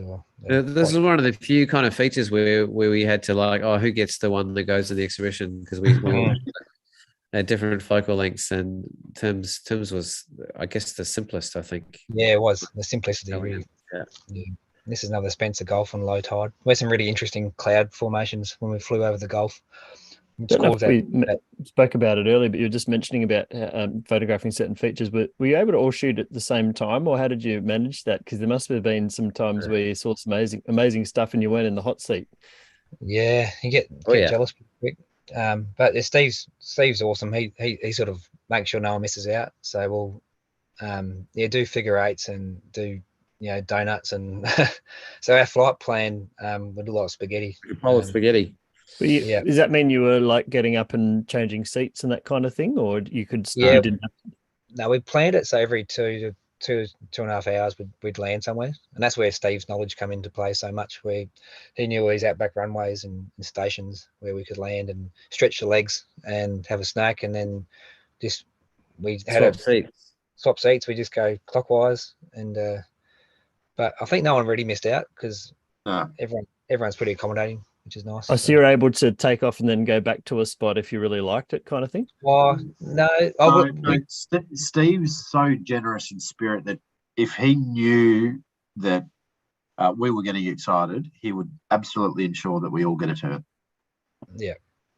Yeah. So from where you're sitting in the plane, I think what Luke's asking is like you didn't have to swap seats in order to be able to shoot out the window properly. Well, you can't legally swap seats in a flying plane of that size. Oh, okay, yeah. And secondly, yes, it's an issue because you've got two guys shooting on one side of a plane and one guy shooting out the other side, and you're not physically going to be able to photograph the same thing at the same time. So there's certainly, and we just, on a trip of this length, when you're doing 8,500 kilometers, you're kind of like, you can handle a little bit of downtime now and again, and you have to get over your FOMO a little bit. And Steve was sort of very sensitive to when our FOMO was getting too much of us. And he'd be like, "All right, it's all right, mate. I'll come back and give you a go."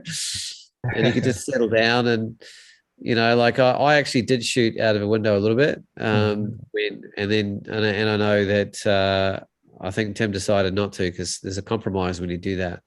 And so I've got a few images that actually are surprisingly good for shooting out of a window. And I had a what do you call those things, Lukey? The lens skirt, yeah. Yeah, lens. You mean you shot through the perspex? Yeah. So sometimes if I was in the back seat and there was something really good to shoot, and it was either that or sit there and do nothing. Memory cards are pretty cheap. Time in a plane is not. Do you think any of those made any exhibition just out of interest, or you definitely needed to have that extra? I did that so many times, I couldn't even tell you anymore whether I shot it through there or not. I thought about, somehow marking the time that I was doing a period of shooting through the window, but I was surprised. I mean, there's definitely compromises depending on the angle you are to the sun and if there's any reflection coming through. But I set it up in a way that there was, you're going to get the best possible result. But it's obviously, we could actually open the window on both sides. And we had to drop the speed down to maybe 90, 95 knots as opposed to 120, which was our traditional cruising speed. And so you couldn't have the window open all the times, particularly if we were, had been shooting a bit too much and needed to make up some ground to get to the, fuel spot before we ran out. Yeah.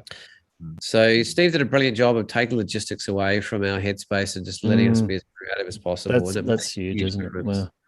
Yeah, it really is. Thanks for explaining that. I was just always curious because you put yourself in your shoes and you're like, oh man, that'd be super annoying to miss out on, say, that beautiful green lagoon feature that was earlier, and someone just had it to themselves the whole time and that was it, sort of thing.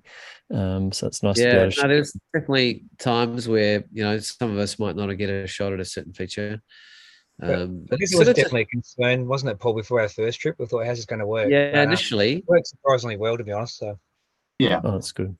Like you wouldn't normally, like I've shot with 2 people a lot, but this is the only time I've ever tried to shoot with 3 people, different sides of a plane. It's not your obvious sort of first choice, but I think holistically, for the purposes of the whole project, the breadth and variety we've got, and the influence and the energy and the collaborative feel of having 3 of us has made a massive difference. Oh, yeah. Definitely power in numbers there. That's great. I'm just conscious of the time too. That not to stop David, because it's just been incredible work. Yeah, David, I wanted to compliment you quickly on a photo that I noticed back there with kind of just bushes spread across and a lone sort of gum. That really caught my eye. That was a beautiful photo. Thanks, mate. And I really loved the mountains one. There was another one there that I didn't get a chance to comment on, but yeah, it's still another one of the Arkaroola ones, I think. Yeah, beautiful. It's pretty spectacular country. But that one with I'm not sure it's spinifex or what it is, but the red soil and the late afternoon light with those shadows really makes it all pop. So that's fantastic. Yeah, thanks, mate. Much appreciated. All right, I'll stop sharing now if you want, guys. I think we're onto Paul here already. Oh, I was just thinking, geez, I thought I'd already done that. I better go back and double check. All good. Yeah, I'm just flipping through. So some of these were from the first trip. I didn't make the exhibition. Some are new. Some are in the exhibition. I just sort of mixed it up. That's actually in it. But just the scope and variety and shape and form and, the choices of focal length. There's a lot of emphasis and texture throughout the exhibition, I think. And when you're shooting a really, two-dimensional landscape, largely with an outback, you really lean into those textural features when they come across. Well, and that one anything, was, with like the sort of wave shape and almost ocean-looking textures on the top, like it looks like sort of crushing water in the top right and a curling wave in the sand. Like, yet it's nowhere near the ocean. Yeah, fantastic. Really, really cool. This one slipped through the cracks. So I'd actually chosen this one as one of my largest ones, and my race to get to the other side of the world, it slipped through the cracks and the file wasn't ready. So Tim actually even went to the trouble of tweaking a couple of mine as well to get them ready, which I really appreciated. It was just I wasn't going to go at all, basically. One for the finances of it, and two for the timing. And in the end, we figured out a way to do it by the skin of my teeth, and I'm so bloody glad. It was the most fantastic trip, and I thought, how do we top the first one? And somehow we kind of did. Not that we're trying to compare, but at the same time, because it really was a very, very different trip. The scope and variety, and the color palette in the second trip was quite nuts. This was actually just on the drive up. Am I noticing a bit more oblique than you'd normally shoot, or you always had a little bit in there, here and there? Oh, sometimes, yeah. As I've said a few times, Lukey, your influence is growing on me, mate. That wasn't after that, but I was just interested to see. Some just suit, some suit a broader perspective and that extra sense of depth and that sense of contextual placement, I think. It's a lot of what I do. I mean, I'm not a very cerebral photographer, particularly with aerial photography. I'm very responsive and intuitive and just in the moment. And if I suddenly lift my lens up for a reason, I do it probably without a lot of thinking, to be honest. I love these sort of the sort of the waves like Ben was indicating earlier. It's stunning. Yeah, I'm just going through quick a bit. But I mean, this is what we were going for. Seeing channel country and flood is a rare experience, and just seeing the volume of water involved and knowing that literally 90% of the water that's originated from is evaporated already before it's even gotten here. Just speaks a lot to the massive volume and the way it sort of reshapes the landscape and the way things dry out in different ways and different channels get carved out and different vegetation just explodes to life and just sort of comes into a certain sort of cycle. And this is all sort of channel country and water with that little bit of reflection happening in the light.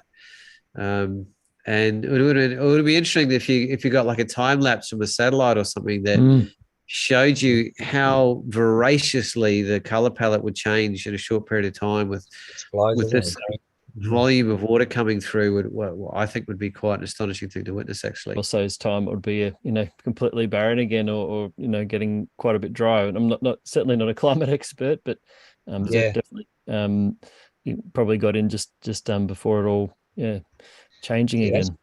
You're right. That's why we sort of made that call to rush up there, because you never know what's going to happen again. So.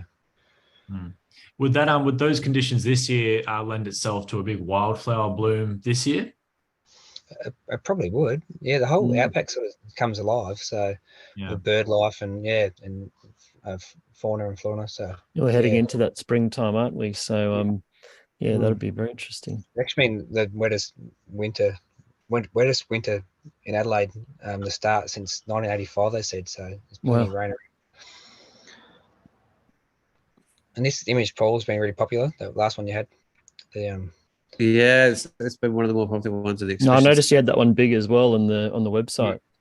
And physically in print. This is actually, the black is actually water, and it just came out with this pure black at that particular angle. And it was this is the kind of country it was shot in, but that was obviously a top down one. So the translation is quite different. It becomes a very graphical image in this kind of composition, in this form. Is it rotated in a different sort of way, Paul, to create that perspective? Yeah, I shot it. I think I shot it landscape, and then I rotated it vertical for just the graphical impact. Yeah. Watch everyone's heads going like this Yeah. now. Yeah, no one's going like that. Yeah, Tim and I had a few conversations about that. We certainly did. Yeah.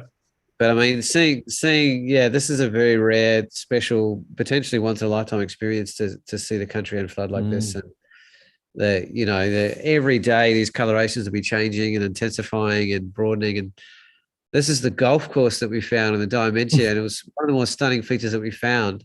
Oh, wow. But it was full of dappled light, so it was a little bit tricky. And sometimes dappled light sort of leans in and adds something to it. But in this case, it was probably taken away a little bit more. Yeah, it looked pretty contrasty. Yeah.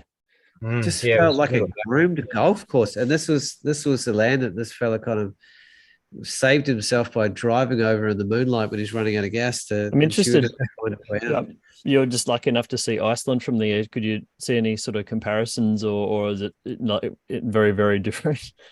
No, really different. The whole black sand, volcanic sand base in Iceland with the white glacial milky waters. It's certainly very different from the color palette of Australia. There's certainly no reds or oranges or yellows or there's certainly greens in the highlands. But it was, and I think it depends a little bit on the time of year that you're there. But I just went through and Timmy, have you got some ready to show? Have you got some access to your Dropbox?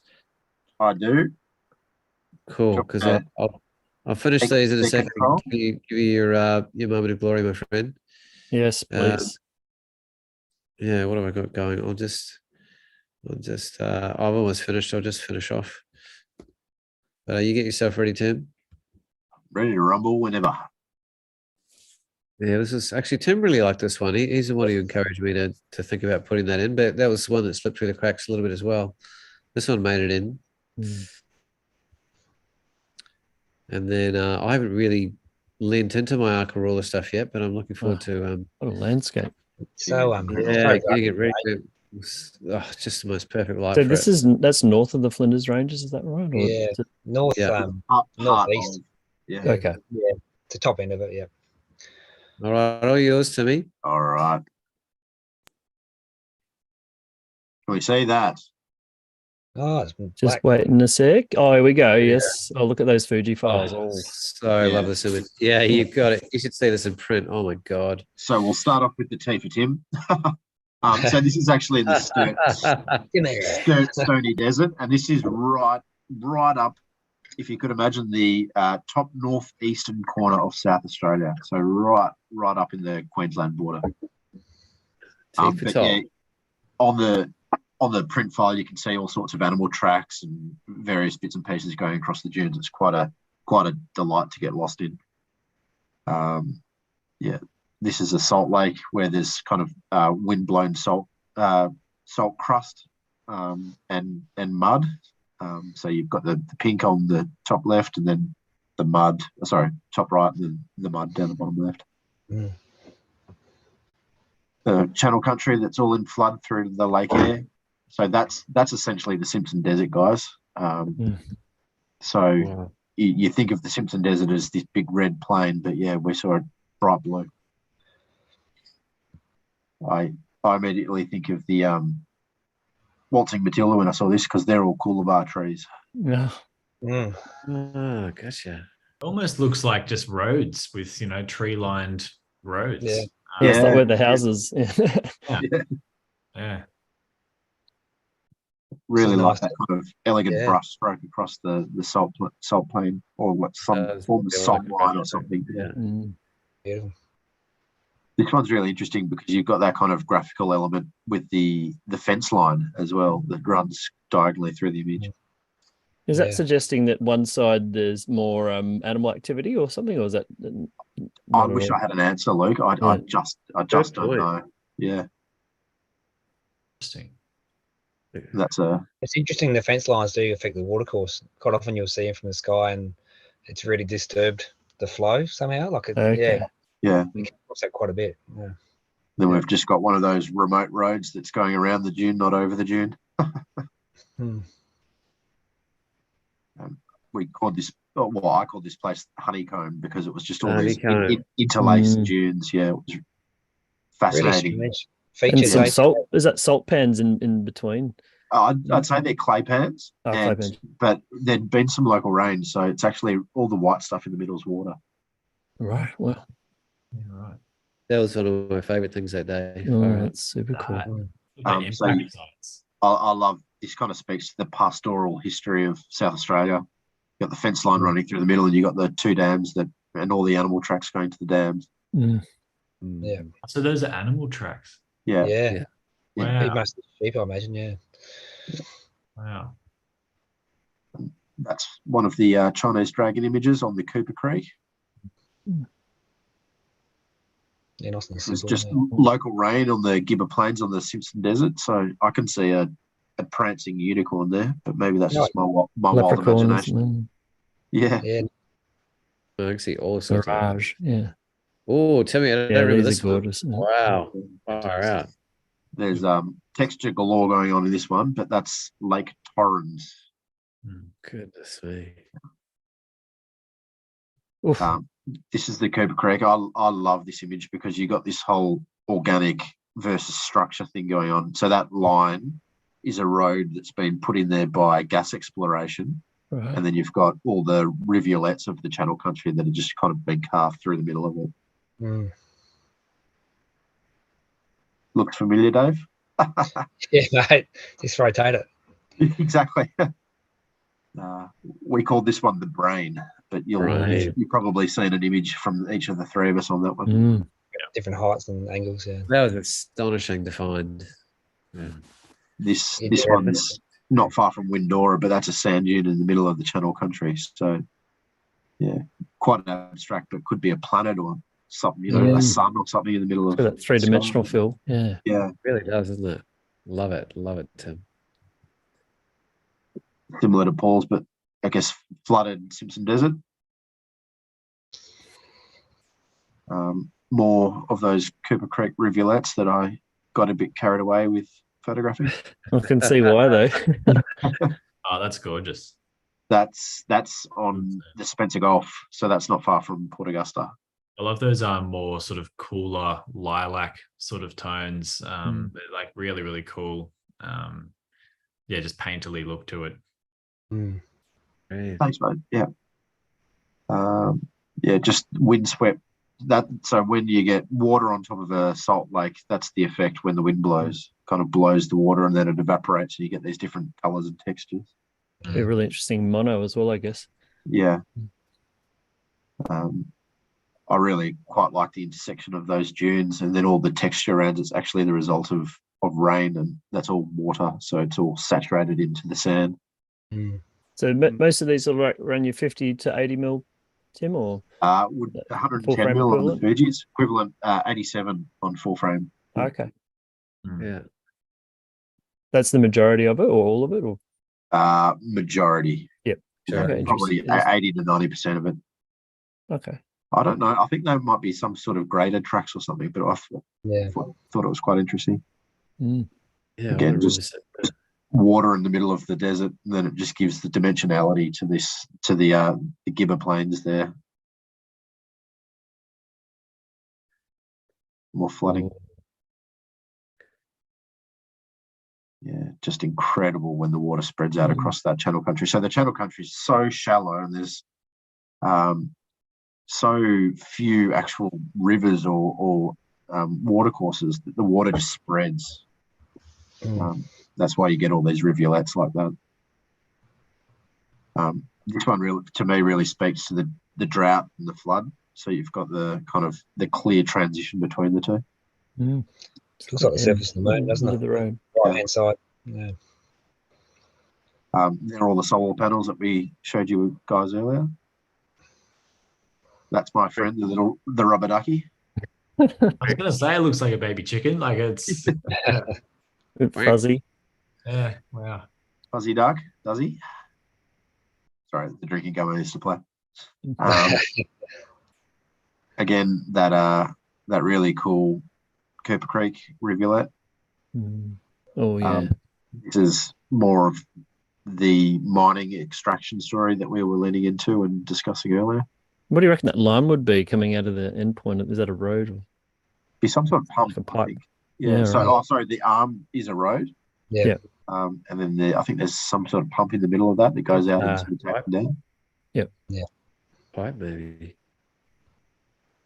A stingray shape. I saw one from Paul earlier, the same feature.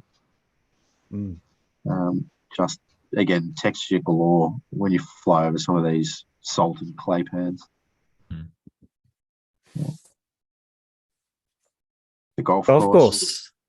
The golf course. Yeah, we ummed and ahed who was going to get the one in the exhibition. I think I got the nod for that one. Yeah.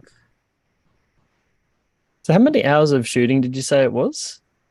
This one was 25 or thereabouts. Oh, it's a long time in the air, isn't it? It is a long time in the air. Must have been so fried at the end of each day, like just because I know just even for being up in 1 hour, it's just such an intense sort of feeling and rush. Guess you got a bit more time to think about it though, but we were pretty lucky. There wasn't much turbulence. Like, it was pretty smooth sailing in a way. Like, it's still pretty cramped, but it wasn't uncomfortable, I guess. It wasn't. But yeah, just like a concentration and thinking about things all the time, and you're wanting to maximize your opportunity and all of that. Yeah, the constant adapting to the changing sort of position and subject, I imagine. Like my Antarctica flight, which is very different to a little plane. Thousands over 5 hours. I was fried at the end just from constantly being like, oh, if I don't shoot this now, I'm going to miss this opportunity. Yeah. So I can imagine doing that day after day would just be, pretty taxing but rewarding, I'm sure. Very much so. I had a lot of laughing. Tony Hewitt did it for 31 days straight around the entire seawater of Australia. So he gets a nod for that one. I've often thought about whether I could possibly pull that off, and I like to think I could, but oh my god, let's do it. Let's do it. Let's do it. Let's find a sponsor. I'd freaking give it a go. You know I would. Sugar daddy? You know I would. Yeah. See if Cannon will come to the party again. Might have to be somebody else. Might be Sony this time around. Oh, Team Sony. There you go. More the merrier. So that's so we're probably time to wrap up for the night. So yes. For those of you that physically, please put it out there if you think anyone would want to engage with the work in person, and you've probably got a sense of just how many more levels you get to engage with the work when you physically can be there and its presence. For people that join late, Paul, maybe you could just outline where the exhibition is and the dates. Yeah, so it's on till the 24th of July. It's on every day from 11 till 4, 7 days a week. It's in Tanunda at the Barossa Regional Gallery, sometimes called the Regional Arts Gallery. I think 3 Baysdale Street, I think it's called. And it's manned really beautifully. There's 64 prints in there. There's a 10-minute film on a screen of the backstory of the project. The editions of 20, half of them gone already. So if you want to invest in them, I'd say get in sooner rather than later. I just had 4 more go today, actually, boys. From one of my clients, actually. She got so excited. She's like, well, I'm going. She expanded her reach, and they will go up in value, particularly with how accessibly they're priced. You can access all the images on the website, altitudesouth.com.au. You can reach out to the gallery personally in person or DM us directly. And if you've got ideas about who or where or how for the project to expand or to collaborate with, then we're really, really open. Whether it's friends, writers, poets, painters, geologists, particularly in terms of building relationships around moving it around the state or around Australia and moving it into book form. Are you still keeping the bounds within South Australia, Paul, just in relation to that? Well, I mean, the title is Altitude South, so we've got a little bit of a broader reach there. We have sort of maintained the integrity of it being largely based around South Australia. It'd be interesting to see if that evolves in the future, if we get picked up or supported in another way on a state level, what that might lead to. Anyway, any thoughts from you guys before we sort of sign off on tonight? No, it's been good catching up and sharing the project again. So thanks for your time, Luke and Ben and Paulies. Enjoyed it so much. It's been brilliant. Yeah, really fantastic, guys. Great to see the full breadth of these images and so just the sheer efforts you guys went to capture them. Yeah, really great result. Great. Yeah, and I really want to see it in person somehow too. So I've got to work that out. If you bring it to Sydney, I'll be there. I'm working on putting a film together that is a lot more of an up close interaction with the prints themselves, so you really get to see into the textural qualities of the paper and that physical experience, because we're quite aware that everyone's going to make it physically. Have you thought about like a virtual one or something like that as well? Yeah, it's on my mind. I'm going to talk to Tim about that because he's the tech guru of the group in terms of bringing that to life. But we will build in a page into the project that has all the links to the radio interviews and the magazine sort of articles and that kind of thing, and maybe behind the scenes videos that I just sort of played as well. So the website is kind of the base point for the project, and the South Australian Life article is, I think, out for another week. You can actually get it online, and it is a pretty good story to tell as well. So we haven't posted a PDF of it because obviously it's physically still able to be bought in print. So we don't want to do the wrong thing by the editors and so on in the meantime. But yeah, thanks for your time, everyone. Thanks for that. There it is, SA Life. Timmy's got it there ready to go. You leave home without it, boys. Beautifully printed. And they've done a pretty entertaining job of fleshing out the story as well as being sort of quite historically accurate as well. And Timmy, don't leave the state without saying good day, mate. So let's see if we can make it happen. I know you got a lot going on, but it'd be criminal not to have a catch up, mate. And we might better FaceTime Dave in if he's not horizontal and back.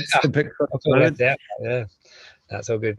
It's not a big one for you both. Thanks all again. Right. Well, I think that's the show. Thanks so much, everyone, for joining and watching along tonight. Please like and subscribe if you enjoy it. And obviously, as we've been saying, please check out the website for Altitude South. And if you're an SA or looking to have an excuse for a holiday, maybe go across and have a look. That's altitudesouth.com.au. Altitudesouth.com.au. Yeah, we'll have that in the YouTube description as well for everybody there. So thanks so much for joining us. Thanks for our amazing guests tonight. Welcome back, Paul. And we'll see you all again next Wednesday. Not next Wednesday, Wednesday fortnight. I'll catch you then. All right, see you, everyone. Well, everyone. Thanks.